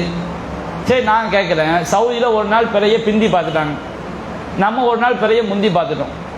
இப்போ நம்ம பிறை 10 பெருநாள் கொண்டாடணுமா பிறை 11 பெருநாள் கொண்டாடணுமா? நம்ம பிறையை ஒன்றா முந்தி பார்த்துட்டோம் வச்சுக்கிடுங்க, சவுதியில் ஒன்றா பிந்தி பார்த்துட்டாங்க. இப்போ நாம் பெருநாள் என்னைக்கு கொண்டாடணும்? நாம் பிறை 10 கொண்டாடணும். நாம் பிறை 10 பெருநாள் கொண்டாடும்போது சவுதியில் எங்கே இருப்பாங்க? அரஃபாவில் இருப்பாங்க. அப்போ அதுக்கு இதுக்கும் சம்பந்தம் கிடையாது. நம்ம வந்து பிறை துல்ஹஜ் பிறை 9 ஹாஜிகள் அரஃபாவில் கூடுவார்கள் என்பதற்காக அரஃபா நாள் பேர் வைக்கப்பட்டது. அரஃபா நாள் பேர் வைக்கப்பட்டதால கூடும்போது நோன்பு வைக்கணும் கிடையாது. அரஃபா நாள் ஏன் பேர் வைக்கப்பட்டா, ஒவ்வொரு பேருக்கும் பேர் வைக்கிறது ஒரு காரணம் வருங்க, ஏதாவது ஒரு காரணம் இருக்கும். இவன் நம்ம பஸ்ஸில் நான் வரும்போது என்ன செஞ்சாங்கன்னா, திருநெல்வேலி எல்லாம் இறங்குங்கன்னாங்க. என்னை பார்த்து என்ன செஞ்சார் கண்டக்டர், திருநெல்வேலி இறங்குன்னாரு. நான் என்ன திருநெல்வேலியா? தென்காசியில் டிக்கெட் எடுக்கிறேன். திருநெல்வேலி வந்தவன அவர் என்ன பார்த்து சொல்றாரு, திருநெல்வேலி இறங்கு அப்படிங்கிறாரு. நான் என்ன திருநெல்வேலியான்னு, அப்போ என்ன எதுக்கு திருநெல்வேலின்னு சொன்னார்? என் பேர் அப்துல் நாசிர் தானே, என்னை பார்த்து திருநெல்வேலி இறங்குன்னு சொன்னார். ஏன் சொன்னார்? நம்ம ஒரு தூரம் நோக்கி போகும்போது அந்த இடத்துல அவருக்கு என்ன பேர் வந்துடும், திருநெல்வேலி. திடீர்னு என்ன செஞ்சார், பஸ்ஸில் டிடிஆர் செக் பண்ணுவார். அவர் ஏறி, சார் எத்தனை டிக்கெட் இருக்குன்னு கேட்டார். உள்ளே உட்கார்ந்துருக்கிறவங்க தான் யார்? மனுஷன். மனுஷனுக்கு தான் என்ன செய்கிறாரு, எத்தனை டிக்கெட் இருக்குன்னு கேட்குறாரு. அவர் இப்படி தலையை எஞ்சி பார்த்து, சார் 52 டிக்கெட் இருக்குங்கிறாரு. நம்ம என்ன டிக்கெட்டான்னு கேட்குறேன். அப்போ மனுஷங்களும் டிக்கெட்டுன்னு ஏன் பேர் வைக்கிறாங்க? பஸ்ஸில் ஏற நம்ம டிக்கெட் வாங்குவோங்க, நமக்கு என்ன பேர் வந்துடுது, டிக்கெட்டுங்கிற பேர் வந்துடுது. அதே மாதிரி என்ன செய்வாங்க, ஒரு இங்கே இவ்வளோ பேர் இருக்கிறோம், லட்டு வந்து வச்சு தலைக்கு ஒன்று கொடும்பாங்க, தலைக்கா ஒன்று கொடுக்கறது, தலையை கொண்டு என்ன நாடப்படும். அப்போ பெயர் என்பது வந்து பல காரணங்களுக்காக என்ன செய்யும், ஒரு பேர் ஏற்படும். ஒரு பேர் வந்து சுதந்திர தினம்னு சொல்கிறோம் வச்சுக்கிறோங்க. என்ன கிழமைக்கு சுதந்திர தினம் போம்? ஆகஸ்ட் 15. ஆகஸ்ட் 15 சுதந்திரம் கிடைச்சதுனால அது சுதந்திர தினம் என்ன செய்வோம் சொல்லுவோம். அமெரிக்காவில் ஒரு இந்தியர் இருக்கான்னு வச்சுக்கிறோங்க, அவர் சுதந்திர தினத்தை எப்போ கொண்டாடுவார்? அமெரிக்காவில் ஆகஸ்ட் 15 வரும்போது கொண்டாடுவார். ஆகஸ்ட் 15 சுதந்திர தினம் பேர் வந்ததுனால நம்ம அங்கே சுதந்திர தினத்தை கொண்டாடும் போது ஒரு இந்தியர் அமெரிக்காவில் ஆகஸ்ட் 14 இருப்பார், அவர் கொண்டாட மாட்டார். அவர் எப்போ தான் கொண்டாடுவார்? அவர் ஆகஸ்ட் 15. அப்போ சுதந்திர தினம் ஏன் பேர் வந்துச்சு? ஆகஸ்ட் 15 சுதந்திரம் கிடைத்ததுன்னா சுதந்திர தினம் பேர் வந்துச்சு.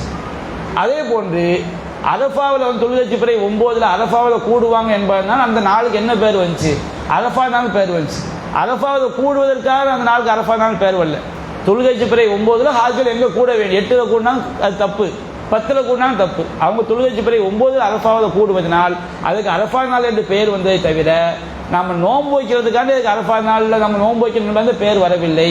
அதனால் நாம் என்றைக்கு துல்ஹஜ் பிறை 9 அடைகிறோமோ அன்றைய நாளில் நோன்பு நோற்பதுதான் அது மார்க் அடிப்படை சரியானது என்று நம்ம என்ன செய்வன் வழங்கிக் கொள்ள வேண்டும்.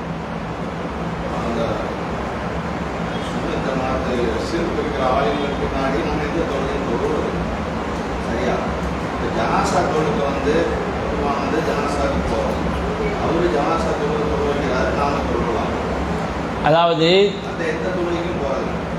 எந்த தொழுகையாக இருந்தாலும் அது தொழுகை என்று வந்துவிட்டால் அந்த தொழுகைக்கு சொல்லப்பட்ட பொதுவான சட்டம் எல்லாத்துக்கும் உள்ளதான். இப்போ வந்து தொழுகைக்கு ஒது கடமை தானே. ஜனாசா தொழுகைக்கு ஒது இல்லாமல் செஞ்சால் தொழுகை ஏற்றுக்கொள்ளப்படுமா? ஏற்றுக்கொள்ளப்படாது. தொழுகைக்கு நாம் எதை முன்னோக்கணும்? கிபிலாவை முன்னோக்கணும். ஜனாசா தொழுகை கிபிலாவை முன்னோக்காமல் நம்ம தொழுகை ஏற்றுக்கொள்ளப்படுமா? ஏற்றுக்கொள்ளப்படாது. அப்போ ஒரு தொழுகைக்குரிய பொதுவான சட்டங்கள் எல்லா தொழுகைக்கும் உள்ளது தான். அல்லாஹ் வந்து நீங்கள் வந்து ஒது செய்யாமல் தொழாதீங்க, ஒது செய்யாமல் தொழுதால் தொழுகை ஏற்றுக்கொள்ளப்படாதுன்னு சொன்னோம்னா, சுன்னத்தான தொழுகை ஒழு செய்யாமல் தொழுதான் ஏற்றுக்கொள்ளப்படாது, ஃபர்தான தொழுகை ஒழு செய்யாமல் தொழுதான் ஏற்றுக்கொள்ளப்படாது, ஜனாசா தொழுகை ஒழு செய்யாமல் தொழுதான் ஏற்றுக்கொள்ளப்படாது. தொழும்போது காற்று பிரிந்து விட்டால் ஒது முறிந்து விடுன்னு சொன்னோம்னா, ஜனாசா ஒரு ஆள் தொழுகிறாரு, அவருக்கு காற்று பிரிஞ்சிடுச்சு, அவர் தொழுகை கூடுனா சொல்ல முடியும்? தொழுகை அவருக்கு என்ன செய்யாது, கூட திரும்ப தான் அவர் தொழணும், முடிஞ்சால் தொழணும். அப்போ அதே மாதிரி எந்த தொழுகையாக இருந்தாலும் மார்க்கம் நமக்கு என்ன சொல்லி காட்டுது? இணை வைக்காத நபர்கள் பின்னாடி நின்று தான் தொழ வேண்டும். குர்ஆன் அல்லாஹ் சொல்லும்போது மாக்கானதில் முஷ்ரிக்கீன யாமுரு மசாஜித் அல்லாஹ், இணை வைப்பாளர்களுக்கு அல்லாஹ்வுடைய ஆலயங்களை நிர்வாகம் செய்வது தகுதி கிடையாது. நபிகள் நாயகம் காலத்தில் நிர்வாகம் என்பது முதல்ல குறிப்பது தொழுகை தான். இப்போ நபிகள் நாயகம் ஹயாத்தா இருக்கிற வரைக்கும் அவங்க தான் மஸ்ஜித் நபியை நிர்வகிச்சாங்கன்னா அதில் ஃபஸ்ட்டு எது வந்துடும்? தொழுகை தான். அவங்க தான் இமாமத் பண்ணாங்க மௌத்தாவர வரைக்கும். அபூபக்கர் சித்திக் ஹலீஃபாவாக இருக்கும்போது அவங்க தான் மஸ்ஜித் நபவியை நிர்வகித்தாங்க. மௌத்தாவர வரைக்கும் அவங்க தான் தொலை வச்சாங்க. உமர் ரலியல்லாஹு ஹலீஃபாவும் அவங்க தான் தொலை வச்சாங்க. மற்ற எல்லா மாகாணங்களுக்கும் அமீர்களை நியமிக்கும் போது, ஆளுநர்களை நியமிக்கும் போது அந்தந்த ஆளுநர்கள் அவங்க தான் அவங்கவுங்க பள்ளியை தொலை வச்சாங்க. அப்போ பள்ளிவாசல் நிர்வாகம் என்பது முதலில் எடுப்பது தொழுகையை தான் எடுப்போம். இன்னைக்கு நம்ம என்ன செஞ்சுக்கிட்டோம்? இமாமத் வேற நிர்வாகம் நம்ம பிரிச்சுக்கிட்டோம். மார்க்க அடிப்படையில் பள்ளிவாசல் நிர்வாகம் என்பது முதல் இதைத்தான் குறிக்கும்.